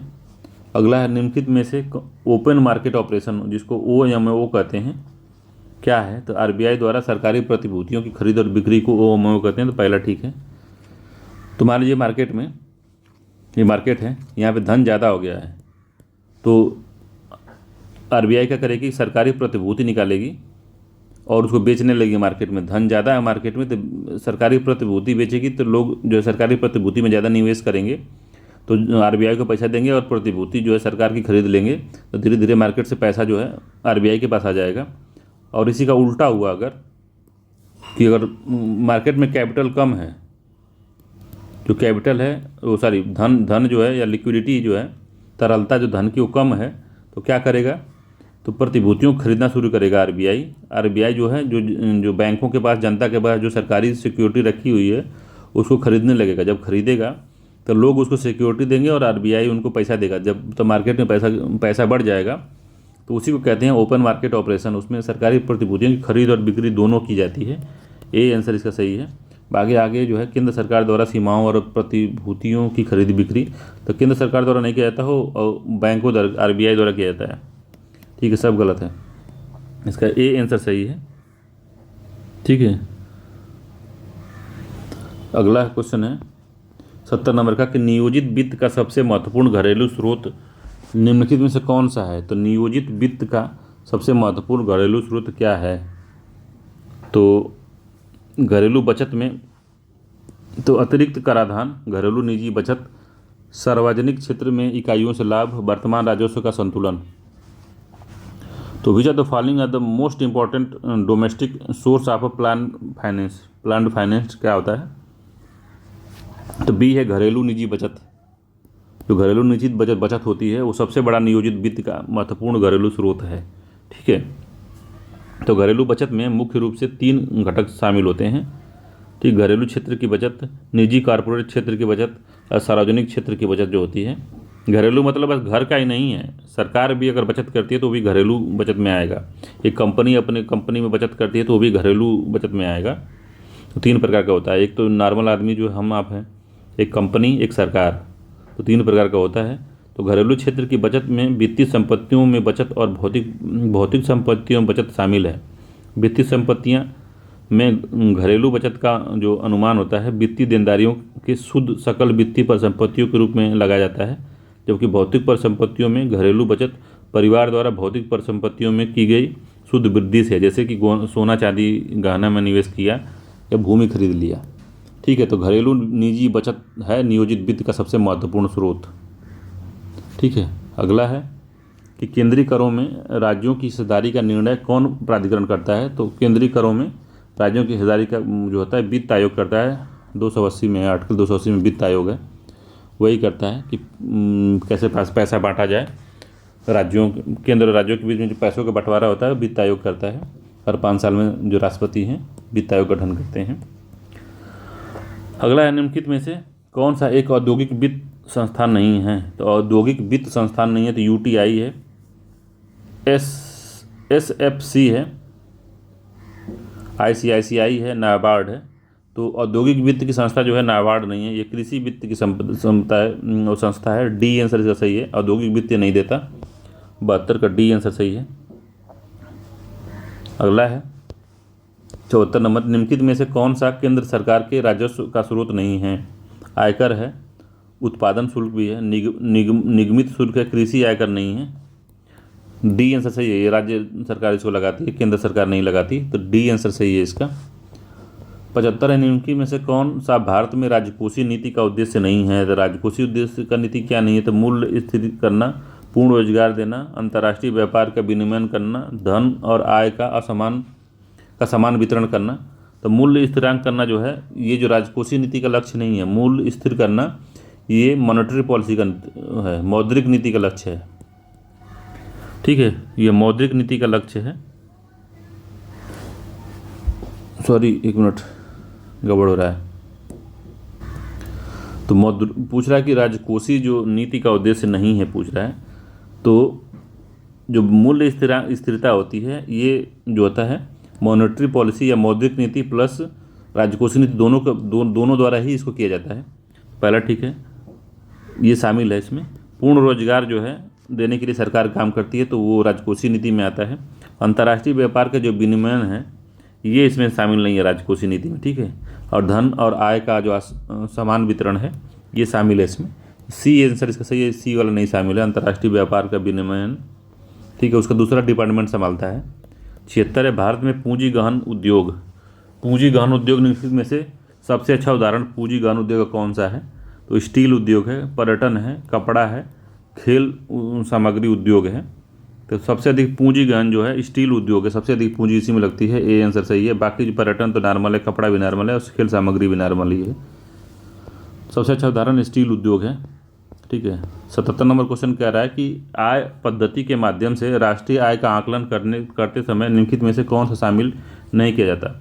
तो आय पद्धति के माध्यम से राष्ट्रीय आय का आकलन करते समय निम्नलिखित में से कौन सा शामिल नहीं किया जाता? तो किराया है, पेंशन है, मिश्रित आय है, अवितरित लाभ है। तो आय पद्धति के माध्यम से राष्ट्रीय आय का जब आकलन किया जाता है तो इसमें जो है किसको शामिल नहीं किया जाता है? तो उसको जो पेंशन को शामिल नहीं किया जाता है इसमें। ठीक है, राष्ट्रीय आय किसी देश के नागरिकों द्वारा उत्पादित सभी वस्तुओं और सेवाओं का मौद्रिक मूल्य है। तो किराया भी जो है ये भी एक मौद्रिक मूल्य है, मिश्रित आय भी और अतिरिक्त लाभ भी। ठीक है, अनुत्पादित गतिविधियों से अर्जित आय इनमें शामिल नहीं है, इसलिए राष्ट्रीय आय की गणना के समय पेंशन इसमें शामिल नहीं है। ठीक है, आगे है जीडीपी और सकल राष्ट्रीय उत्पाद के बीच मुख्य अंतर क्या है। तो अभी हम बताए थे आपको सकल घरेलू उत्पाद जीडीपी और जीएनपी। जीडीपी और जीएनपी में क्या अंतर है। तो पूंजीगत लाभ है, अंतरण अदायगी है, विदेश से शुद्ध विदेशी आय है, पूंजीगत उपभोग भत्ता है। तो 78वां का सी है, विदेश से शुद्ध विदेशी आय है, विदेश से शुद्ध विदेशी आय, यही अंतर है। ठीक है, तो 78वां का सी आंसर सही है।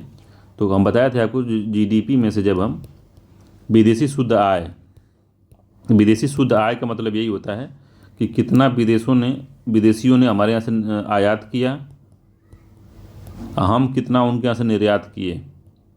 इसमें आयात में वो भी शामिल है कि जो कि विदेशी भारत में काम किए, और जो निर्यात में है, ये निर्यात में आएगा। जो विदेशी जो हैं भारत में काम किए तो हमारा पैसा भारत बाहर भेजे कि नहीं भेजे। उसी तरीके से जो भारतीय हैं वो विदेश में काम किए तो विदेश से पैसा अंदर भेजे, तो इसमें वो भी शामिल है। तो इसी को जब हम घटा देंगे जीडीपी में से, जब इसको हम घटा देंगे तो शुद्ध जो है ग्रॉस डोमेस्टिक जो प्रोडक्ट है या ग्रॉस नेशनल प्रोडक्ट जो है, सॉरी ग्रॉस नेशनल प्रोडक्ट इसमें से आता है। ठीक है, तो जीडीपी में से जब हम विदेशी आय जो है, शुद्ध विदेशी आय जब घटा देते हैं तो भी आता है। तो सी आंसर सही है इसका। ठीक है, पूंजी और मुद्रा बाजार, पूंजी और मुद्रा बाजार के संदर्भ में निम्न कथनों में क्या सही है। तो मुद्रा बाजार 364 दिन तक की अवधि के लिए धन की आवश्यकताओं को पूरा कर सकता है। ठीक है, 79 नंबर का क्वेश्चन कह रहा है। ठीक है, वो इतना ही करता है। और पूंजी बाजार 364 दिन से ऊपर की अवधि के लिए धन की आवश्यकताओं को पूरी करता है। तो मुद्रा बाजार में शॉर्ट टर्म लोन दिया जाता है, एक वर्ष से कम का लोन दिया जाता है। और जो पूंजी बाजार होता है उसमें लॉन्ग टर्म लोन दिया जाता है, 1 वर्ष से ज़्यादा के लिए, 1 वर्ष, 20 वर्ष, 10 वर्ष, 5 वर्ष, इस तरह का लोन इसमें दिया जाता है। दोनों ही कथन इसके सही हैं और सही उत्तर को चुनना भी है हमको। तो सी आंसर सही उत्तर चुन लिए हम। ठीक है, 80 नंबर क्वेश्चन है कि मुद्रा बाजार में व्यापार एक दर पर किया जाता है जिसे छूट दर के रूप में जाना जाता है, ये किस के द्वारा निर्धारित होता है। तो मुद्रा बाजार में व्यापार एक दर पर किया जाता है जिसे छूट दर से के रूप में जाना जाता है। उसे क्या कहते हैं, रेपो कहते हैं, खुला बाजार पर संचालन नहीं कहते, वो यमो है, यो सीमांत अस्थायी सुविधा है, मार्जिनल स्टैंडिंग फैसिलिटी है, वैधिक तरलता अनुपात है, SLR कह रहा है, रेपो है। तो इसमें रेपो आता है, ए आंसर सही है। समझाने के लिए कुछ नहीं है, बस याद कर लीजिए, रेपो में आता है। मुद्रा बाजार में व्यापार एक दर पर किया जाता है, उसको रेपो दर कहते हैं। अगला है, निम्नलिखित में से किस समिति ने भारत में मुद्रा बाजार के विकास की आवश्यकताओं को रेखांकित किया और नींव रखी। तो मुद्रा बाजार की नींव किसने रखी। तो मुद्रा बाजार की जो विकास की आवश्यकताओं को रेखांकित करके उसकी नींव रखी थी चक्रवर्ती समिति और बाहुल समिति ने। ए आंसर इसका सही है, चक्रवर्ती समिति और बाहुल समिति। नरसिम्हन समिति जो बैंकिंग सुधार के लिए थी, नरसिम्हन समिति बैंकिंग सुधार के लिए। ठीक है, चक्रवर्ती समिति जो थी ये मुद्रा बाजार से भी संबंधित थी। ठीक है, अगला है, मारवाड़ी कायस और चेट्टियार शब्द निम्नलिखित में से किससे संबंधित है। मारवाड़ी कायस हैं और चेट्टियार शब्द किससे संबंधित हैं। तो ये शेयर दलाल हैं। तो शेयर दलाल हैं, स्वदेशी बैंकर हैं, शेयर बाजार के रक्षक हैं, पुदीना उत्पादक एजेंट हैं। तो ये स्वदेशी बैंकर हैं। ठीक है, मारवाड़ी कायस और चेट्टियार जो हैं स्वदेशी बैंकर हैं। बी आंसर इसका सही है। स्वदेशी बैंकर किसी व्यक्ति या निजी फर्म की हैसियत से जमा प्राप्त करते हैं और धन उधार देते हैं। मूल रूप से देश के 4 ऐसे बैंकर हैं जो कि गैर सजातीय समूह के रूप में कार्य करते हैं, जैसे गुजराती सराफ हैं, मुल्तानी या सिकापुरी सराफ हैं।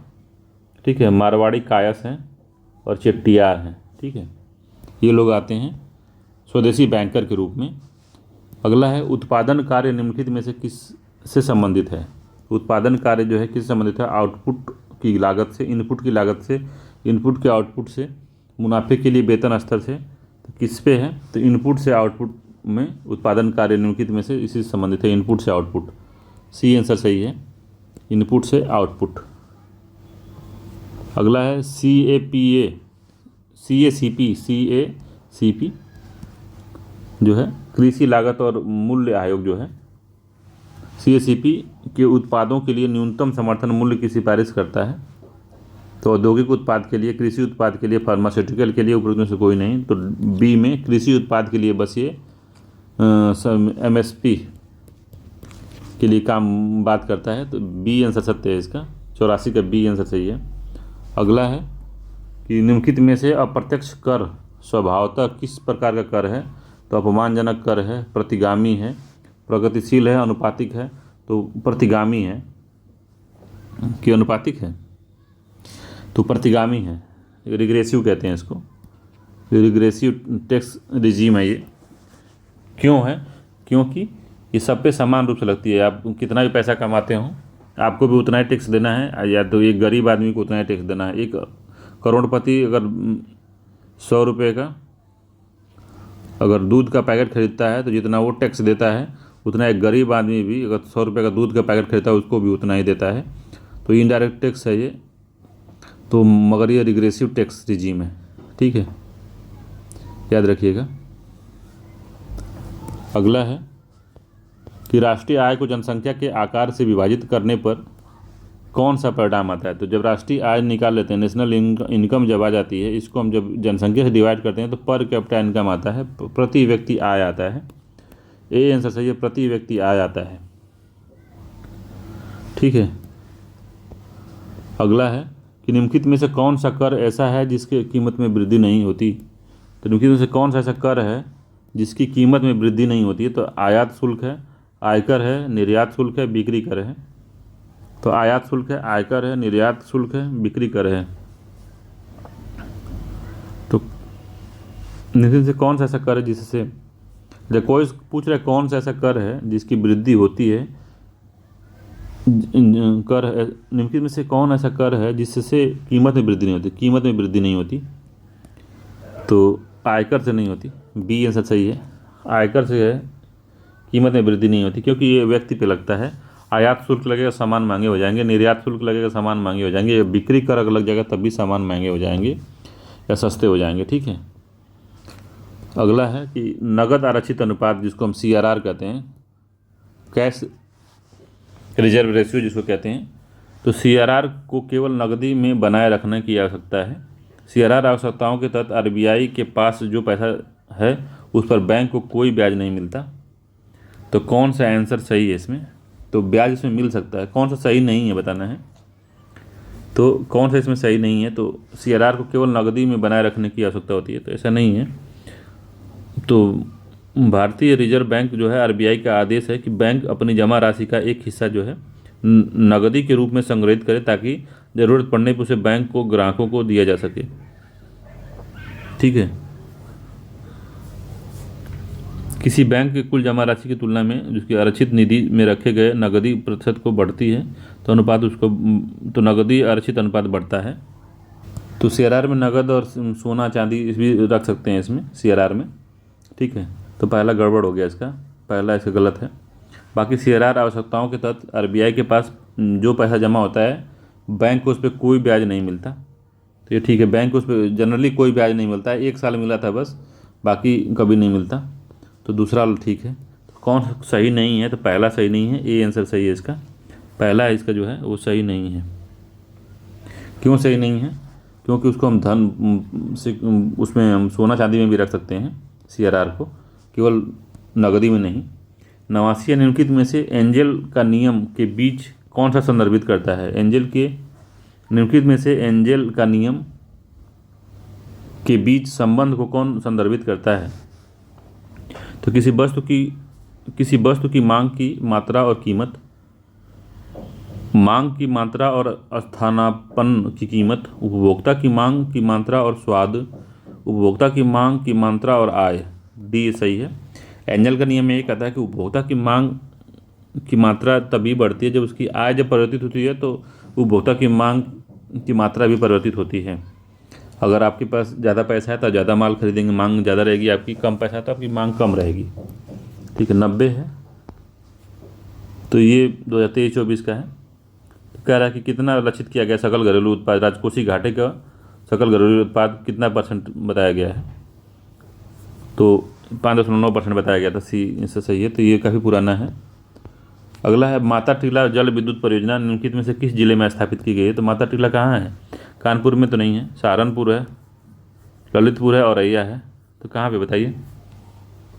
ललितपुर में, सी आंसर सही है। तो माता टीला जो उत्तर प्रदेश में के ललितपुर जिले में है, ठीक है। इसका निर्माण 1958 में हुआ था, 58 में, ठीक है। तो याद रखिएगा इसको। अगला है निम्नलिखित में से ताप विद्युत परियोजनाओं में से कौन सा सही सुमेलित नहीं है, बताना है। तो बरदुआगंज ताप विद्युत संयंत्र, बरदुआगंज ताप विद्युत संयंत्र जो अलीगढ़ में, ठीक है। परीक्षा ताप विद्युत संयंत्र झांसी में है। ओबरा विद्युत संयंत्र फर्रुखाबाद में नहीं है, सोनभद्र में है। और अनपरा ताप विद्युत परियोजना भी सोनभद्र में है, ठीक है। तो इसका सी आंसर सही नहीं है, 92 का, ठीक है। ओबरा विद्युत संयंत्र सोनभद्र जिले में है। अगला है उत्तर प्रदेश सरकार द्वारा प्रथम ग्रामीण पर्यटन नीति की घोषणा निम्नलिखित में से कब की गई थी? तो प्रथम जो ग्रामीण पर्यटन की नीति जो उत्तर प्रदेश द्वारा लागू की गई थी, जून 2015 में लागू की गई थी। ए आंसर सही है, जून 2015 में ग्रामीण पर्यटन नीति लागू की गई थी। अगला है डिस्कवर योर रूट्स योजना निम्नलिखित में से किससे संबंधित है? डिस्कवर योर रूट योजना किससे संबंधित है? तो भारतीय पूर्वजों के खोज स्थलों की पहचान करने के लिए। बी आंसर सही है। ये करंट अफेयर्स का है तो ज़्यादा ध्यान नहीं देंगे इस पर। अगला है सूची 1 को सूची 2 से मिलाना है। 95 नंबर का क्वेश्चन कह रहा है कि चंद्रशेखर आज़ाद कृषि एवं प्रौद्योगिकी विश्वविद्यालय कहाँ पे है? तो ये जो कानपुर में है, ए आंसर सही है। 3 इसका सही है, 3 मिलान है इससे। आचार्य नरेंद्र देव कृषि एवं प्रौद्योगिकी विश्वविद्यालय कहाँ पे है? अयोध्या में है, 1 है। सरदार वल्लभ भाई पटेल कृषि विश्वविद्यालय कहाँ पे है? तो मेरठ में है, 4 हो गया। सैन हिंगिन बाटम कृषि विश्वविद्यालय कानपुर में है कि अच्छा प्रयागराज में 2 है। सीएट्स जिसको कहते हैं, सीएट्स कहते हैं, ठीक है। तो 3 1 4 2, 3 1 4 2 किस में है? 3 1 4 2 बी वाला आंसर इसका, ठीक है। 3 1 4 2, ठीक है। अगला है उत्तर प्रदेश सरकार द्वारा मुख्यमंत्री पर्यटन संवर्धन योजना कब से चलाई जा रही है? पर्यटन संवर्धन योजना जो है कब से चलाई जा रही है? 2021 से, 2022 से, 2019 से, 2018 से, 2021 चलाई जा रही है। ए आंसर सही है, 2021 से। उत्तर प्रदेश में कृषि विश्वविद्यालयों की संख्या निम्नलिखित में से कितनी है? कृषि विश्वविद्यालयों की संख्या पूछ रहा है कितनी है? तो 6 हैं, 8 हैं, 11 हैं, 12 हैं। तो 6 हैं, ए आंसर सही है, 6 हैं, ठीक है। तो इसमें चंद्रशेखर आज़ाद कृषि प्रौद्योगिकी विश्वविद्यालय कानपुर जो ऊपर देखे थे, आचार्य नरेंद्र देव है, फिर फैजाबाद में। और सरदार पटेल कृषि एवं प्रौद्योगिकी विश्वविद्यालय मेरठ में है। बांदा कृषि एवं प्रौद्योगिकी विश्वविद्यालय बांदा में है। सैंग हिटन्सबर्ग प्रौद्योगिकी विज्ञान संस्थान जो है प्रयागराज में है। और रानी लक्ष्मीबाई राष्ट्रीय कृषि विश्वविद्यालय जो है केंद्रीय विश्वविद्यालय है, झांसी में है, ठीक है। तो ये सब बात है। और हाल ही में सरकार के मुताबिक उत्तर प्रदेश में 4 कृषि विद्यालयों में एग्रीटेक स्टार्टअप योजना जो है चालू की जा रही है, ठीक है। तो 6 हैं इसमें। अगला है समग्र विकास सूचकांक के आधार पर राज्य नियोजन विभाग द्वारा उत्तर प्रदेश को कितने आर्थिक क्षेत्रों में बांटा गया है? तो उत्तर प्रदेश को कितने आर्थिक क्षेत्रों में बांटा गया? 6 है, 8 है, 11 है, 4 है। तो 4 क्षेत्रों में बांटा गया, डी आंसर सही है। उत्तर प्रदेश में गरीबी रेखा से नीचे लोगों का प्रतिशत निम्नलिखित में से कितना है? यूपी में जो है बीपीएल वाले लोग हैं वो कितने हैं यूपी में, ये हमको बताना है। तो 32% है, 22% है, 19% है, 29.43% है। तो डी आंसर सही है, 29.43% है। इंपॉर्टेंट है, इसको याद रखिए मेंस वाले, इसको जरूर लिखना मेंस में। अगला है उत्तर प्रदेश में सकल राज्य घरेलू उत्पाद में सर्वाधिक योगदान निम्नलिखित में से किस क्षेत्र का है? तो सर्वाधिक जो योगदान किसका है? तो प्राथमिक क्षेत्र का है, द्वितीयक, तृतीयक, उपरोक्त में से कोई नहीं। तो तृतीयक क्षेत्र का है, सी आंसर सही है। सेवा क्षेत्र का ज़्यादा योगदान है, ठीक है। 56% योगदान जो है सेवा क्षेत्र का है, 56% जो है सेवा क्षेत्र का अकेले है, तृतीय सेक्टर। अगला सूची 1 को सूची 2 से मिलाना है और बताना है कि उद्योग है और स्थान है। 101 नंबर क्वेश्चन है, तो बताना है कौन सा इसमें सही है। तो इंडियन पॉली फाइबर लिमिटेड जो है, Indian poly fibre limited Barabanki में है, 4 हो गया। अफीम कारखाना गाजीपुर में है, 3 हो गया। भारत स्टील रोलिंग मिल जो है, भारत स्टील रोलिंग मिल जो है कहाँ पे है? तो तो मेरठ में है, 2 हो गया। और त्रिवेणी इंस्ट्रा कल्चरल लिमिटेड जो है वो प्रयागराज में है, 1 हो गया। 4 3 2 1 बी आंसर सही है, 4 3 2 1 इसी में सही है। ठीक है, तो याद रखिएगा अफीम कारखाना गाजीपुर में है। वीरों की धरती गाजीपुर। अगला है, निम्नलिखित में से युग में से कौन सा एक सुमेलित नहीं है? तो नहीं है बताना है। तो कलात्मक संगमरमर उद्योग है, कहाँ पे है? आगरा में है, ये ठीक है। कैंची उद्योग है मेरठ में। ब्लैक पॉटरी फर्रुखाबाद नहीं है, ये आजमगढ़ का है। ठीक है, आजमगढ़ निजामाबाद। कटलरी उद्योग सीतापुर का, ठीक है। तो ये सब सही है, ये सी वाला आंसर इसका सही नहीं है, सी आंसर है इसका सही, सुमेलित नहीं है। अगला है, निम्नलिखित में से उत्तर प्रदेश एक्सप्रेसवे औद्योगिक विकास प्राधिकरण का गठन कब किया गया था? तो भी इंपॉर्टेंट है, कई बार पूछ चुका है इसको, तो इसको ध्यान दीजिएगा। तो वर्ष 2007 लखनऊ में, यही ठीक है। पहला ये वर्ष 2007 लखनऊ में, इसको डिट्टो याद कर लीजिए, गठन किया गया था। अगला है, उत्तर प्रदेश के किसान को आधुनिक उपकरण उपलब्ध कराने हेतु चलाई जा रही निम्नलिखित में से कौन सी योजना है? कौन सी योजना है जो भाई जो किसानों को आधुनिक उपकरण उपलब्ध कराई जा रही है? तो किसान पाठशाला योजना, किसान उदय योजना, मुख्यमंत्री हेल्पलाइन योजना, मुख्यमंत्री युवा रोजगार योजना, स्वरोजगार योजना। तो इसका बी है। याद रखिए, मेंस वाले भी उदय योजना को पूछ सकता है कि उदय योजना का क्या उद्देश्य है। तो जो किसान को आधुनिक उपकरण उपलब्ध कराना, बी आंसर सही है। तो उत्तर प्रदेश के किसानों को आधुनिक उपलब्ध कराने के लिए योजनाएं चलाई जा रही है। ठीक है, अगला है, निम्नलिखित में से कौन सा सुमेलित नहीं है? तो मुख्यमंत्री सामूहिक विकास योजना, ये ठीक है, 2007 अक्टूबर 2017 में चालू हुई थी। मुख्यमंत्री हस्तशिल्प पेंशन योजना दिसंबर 2017 में चालू हुई थी। मुख्यमंत्री सुमंगला योजना 2019 में चालू हुई थी। मुख्यमंत्री जन आरोग्य योजना जो है, मुख्यमंत्री जन आरोग्य योजना 2019 में आई थी, 2016 में नहीं। ठीक है, तो डी वाला इसका सही सुमेलित नहीं है, डी आंसर। ठीक है, अगला है कि चालू वित्तीय वर्ष, ये तो नया वाला आ गया क्वेश्चन, करंट अफेयर्स का, इसको हटा दीजिए। अगला है, भारत में शून्य आधारित बजट किस पंचवर्षीय योजना के दौरान पारित की गई थी? शून्य आधारित बजट जो है किस पंचवर्षीय योजना में आई थी, वही इसको बताना है। तो 5वीं में, 7वीं में, 10वीं में, 11वीं में? तो 7वीं योजना में आई थी, बी आंसर सही है। इससे पहले भी ये क्वेश्चन आया है इस दूसरे बजट में। तो जीरो बेस बजटिंग के बारे में 7वीं पंचवर्षीय योजना में आया था। ठीक है, इसे सर्वप्रथम 1883 में भारत में विज्ञान और प्रौद्योगिकी विभाग के तहत शुरू किया गया था इसको। तो इसमें क्या होता है? तो जीरो बेस बजटिंग में एक व्यय बजट निर्धारित करने की एक तकनीकी है जिसमें नई अवधि के लिए सभी खर्च शून्य होंगे।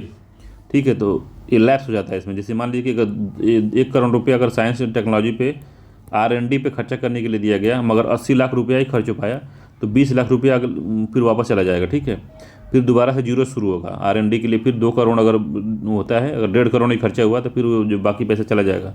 तो जीरो से शुरू होता है सब चीज़। ठीक है, तो 7वीं पंचवर्षीय योजना में शुरू हुआ था। ये 108 नंबर करंट अफेयर्स है, इसको छोड़ देते हैं। ये भी चिप 4 जो है, ये भी करंट अफेयर्स है।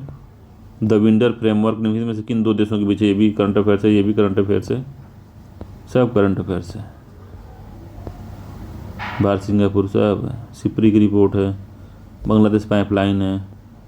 अमेरिका निम्नलिखित में से किस रेखा को अंतर्राष्ट्रीय सीमा रेखा के रूप में मान्यता दी है? तो किस रेखा को मान्यता दी है भाई अमेरिका, बताना है आपको। तो डूरंड रेखा, मैकमोहन, रेड क्लिफ, किसको दी है? तो वो मैकमोहन को दी है, चाइना और भारत के साथ जो मैकमोहन रेखा है उसको दी है। झाड़ा लगाने का काम तो करते ही हैं सब।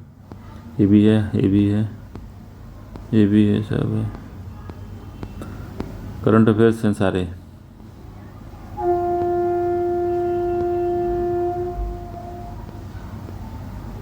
सब करंट अफेयर्स हैं।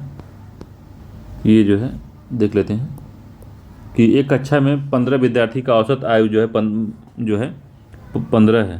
ठीक है, एक कक्षा में जो है 15 विद्यार्थियों की औसत आयु 15 है। तो 15 विद्यार्थियों की औसत आयु 15 है, तो 15 गुणित 15 बराबर 225 हो गया कुल आयु इतना हो गई। इसमें से 5 छात्रों की औसत आयु 14 वर्ष है। तो 5 की 14 वर्ष है, 14 बचे 70। तो 5 आयु जो है एवरेज जो है उनका 14 है, तो 70 हो गया। ठीक है, तो 9 विद्यार्थियों की कुल आयु कितनी होगी? तो 9 विद्यार्थियों की कितनी होगी भाई? 9 9 अब 9 छात्रों की औसत आयु 16 वर्ष है, तो 9 की एवरेज आयु जो है 16 वर्ष है, तो 16 गुणते 9 बराबर 144। ठीक है, तो पूछ रहा है कि 15वें छात्र की उम्र क्या होगी। तो इन दोनों को जोड़ देते हैं, 70 को 144 को, जितना आएगा तो 70 और 44 कितना होगा? 214 हो जाएगा, 214 हो गया। और टोटल आयु कितनी निकली थी? 15 की 225 निकली थी, तो 214 में से 225 निकाल देंगे तो कितना आ जाएगा? तो 111 आ जाएगा। ठीक है, 11 आएगा, तो 11 साल है, ए आंसर सही है। 11 साल का वो छात्र है। अगला क्वेश्चन है कि एक बैग में 100 पैसे 10 पैसे 20 पैसे 30 पैसे मूल्य वर्ग के 75 सिक्के हैं। 50 पैसे के सिक्के, 20 पैसे के सिक्के और 10 पैसे के सिक्के के मूल्य का अनुपात जो है 20, 12, 5 है। 10 पैसे और 50 पैसे के सिक्के की कुल संख्या कितनी है? तो सिक्के की संख्या बतानी है। तो 10, 20, 50 पैसे के जो सिक्के हैं, तो माना सिक्का का अनुपात जो है 20x है, 12x है और 5x है।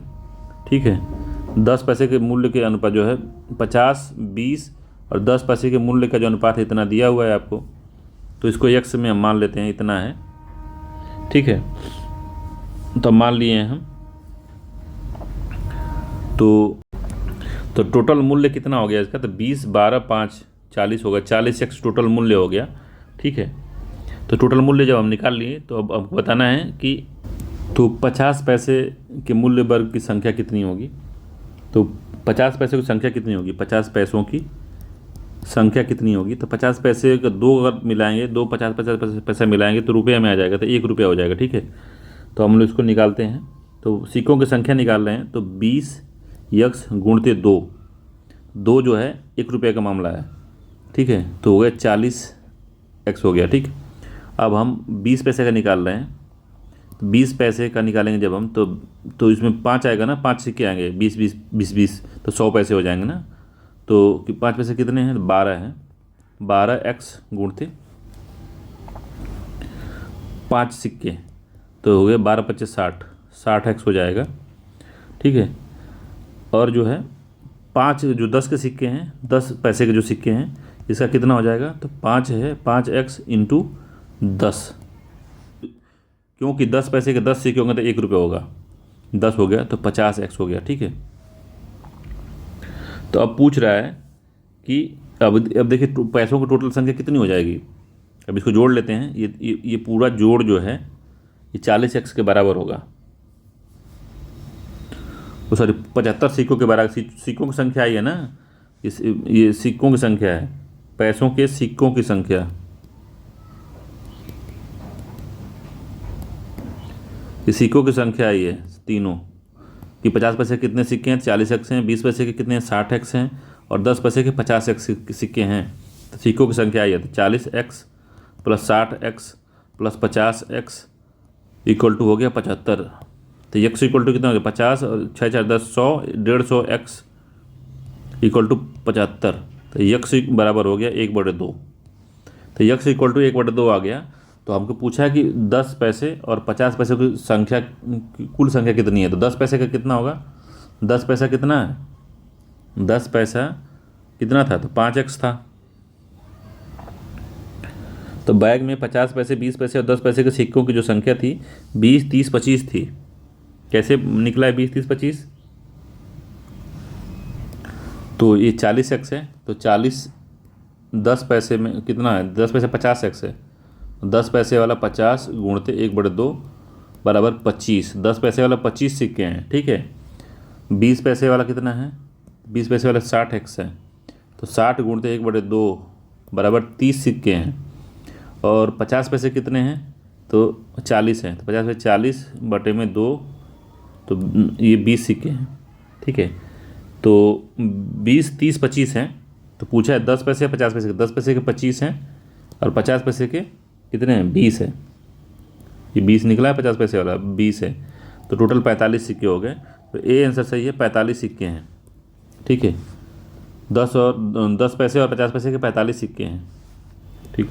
अगला है 33 नंबर का कि 40 आदमी 30 दिन में एक दीवार बना लेते हैं। तो 40 आदमी जो हैं 30 दिन में एक दीवार बना सकते हैं। यक्स दिन के बाद 15 आदमी काम छोड़ दिया और पूरा काम 42 दिन में पूरा हो गया। तो उन दिनों की संख्या ज्ञात कीजिए जितने बाद 15 आदमी ने काम छोड़ा था। ठीक है। तो 40 आदमी जो 30 दिन में दीवार जोड़ देंगे तो टोटल काम कितना हो गया? टोटल काम हो गया 40 गुणते 30 बराबर 120। 1200 काम हो गया। ठीक है, 1200 काम हुआ। 1200 इकाई काम है।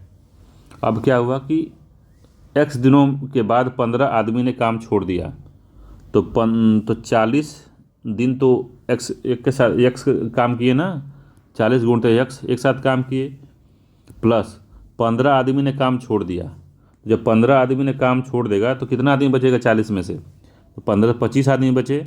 काम कितना दिन किया? तो x माइनस 42 दिन में पूरा किया और काम को 42 दिन में पूरा किया। तो सॉरी, पूरा काम जो है 42 दिन में पूरा हुआ। तो पूरा काम छोड़ दिया और पूरा काम 42 दिन में पूरा हुआ। तो 42 माइनस x हो गया ना ये, और टोटल काम कितना था? 1200। ठीक। तो अब 40x प्लस 25 गुणते 42 माइनस 25x बराबर 1200। तो 25x में से 40 में से 25x जाएगा तो 15x बच गया, प्लस 25 इंटू 42। तो 25 इंटू 42 कितना होगा? तो 25 इंटू 42 हो जाएगा। 25 और 42 को गुणा करेंगे अगर हम तो 5 दूनी 10, 2 दूनी 4 5, 4 5 जीरो, 4 5 20 को जीरो 2, 4 दूनी 8,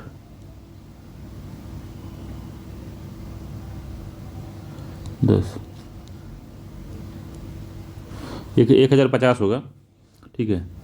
तो 15x इक्वल टू हो जाएगा 1200 माइनस 1050, तो यह आ जाएगा 150। ठीक है। तो x इक्वल टू आ जाएगा 10। तो x हो गया 10 दिन, तो 10 दिन में छोड़ दिया था। 15 आदमी जो है काम को छोड़ दिया 10 दिन में। 10 दिन बाद जो है 15 आदमी ने काम छोड़ दिया। तो ए इसका आंसर से 10 दिन। ठीक है, 10 दिन है। अगला है ए ने बी को 30% लाभ पर वस्तु बेची। ए ने बी को 30% लाभ पर वस्तु बेची। बी ने इसे 20% लाभ को सी को बेच दिया। तो 10% 20% को सी को बेच दिया।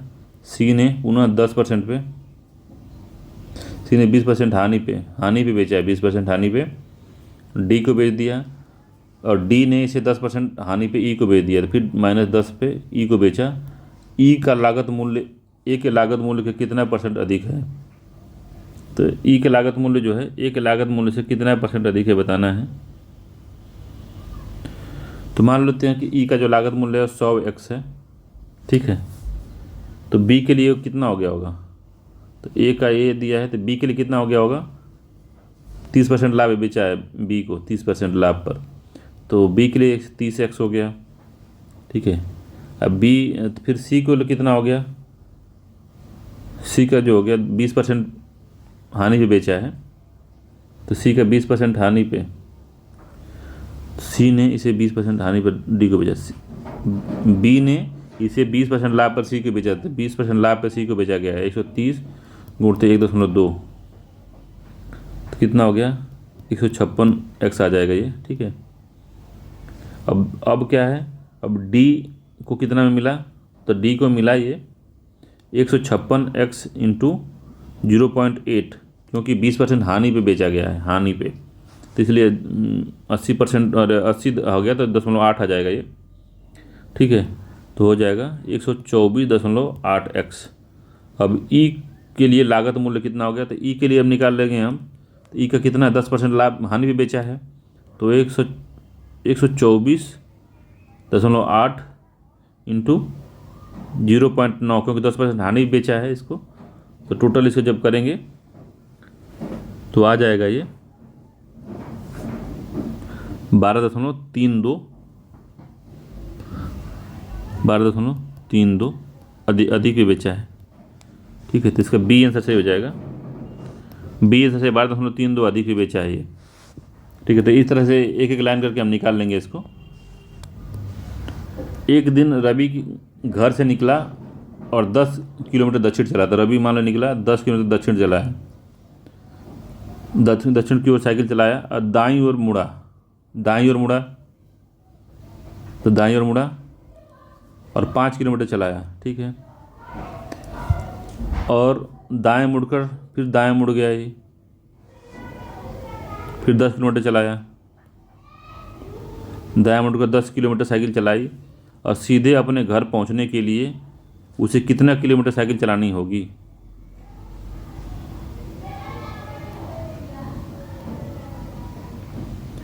उसको सीधे अपने घर जाने के लिए कितना किलोमीटर साइकिल चलानी होगी, बताइए।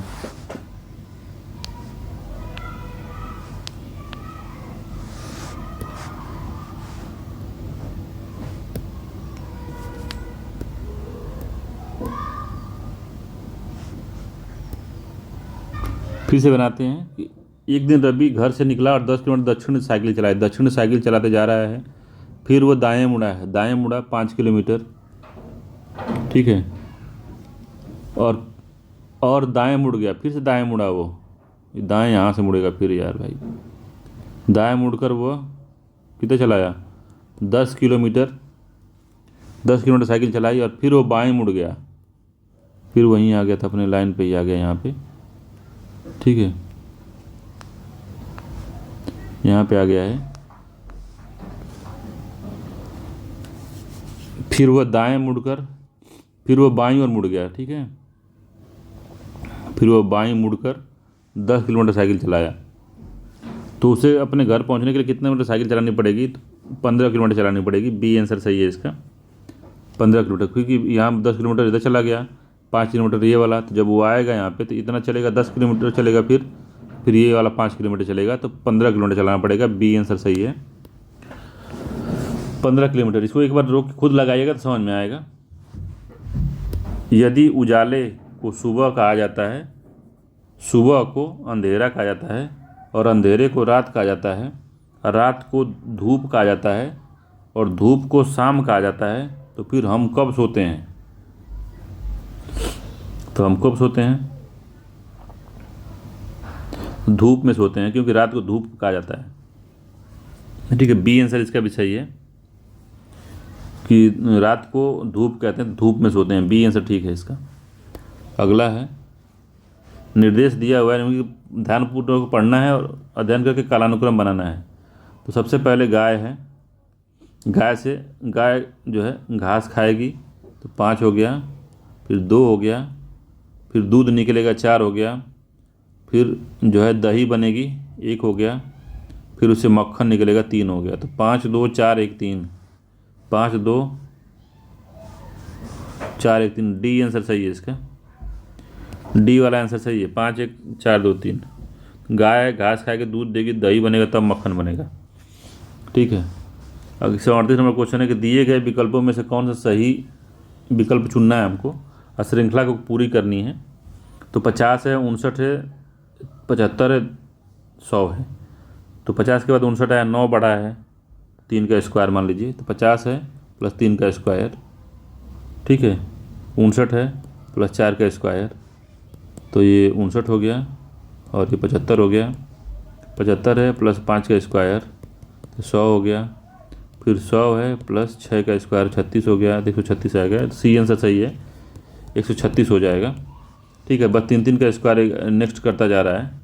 ठीक है, सी आंसर सही है।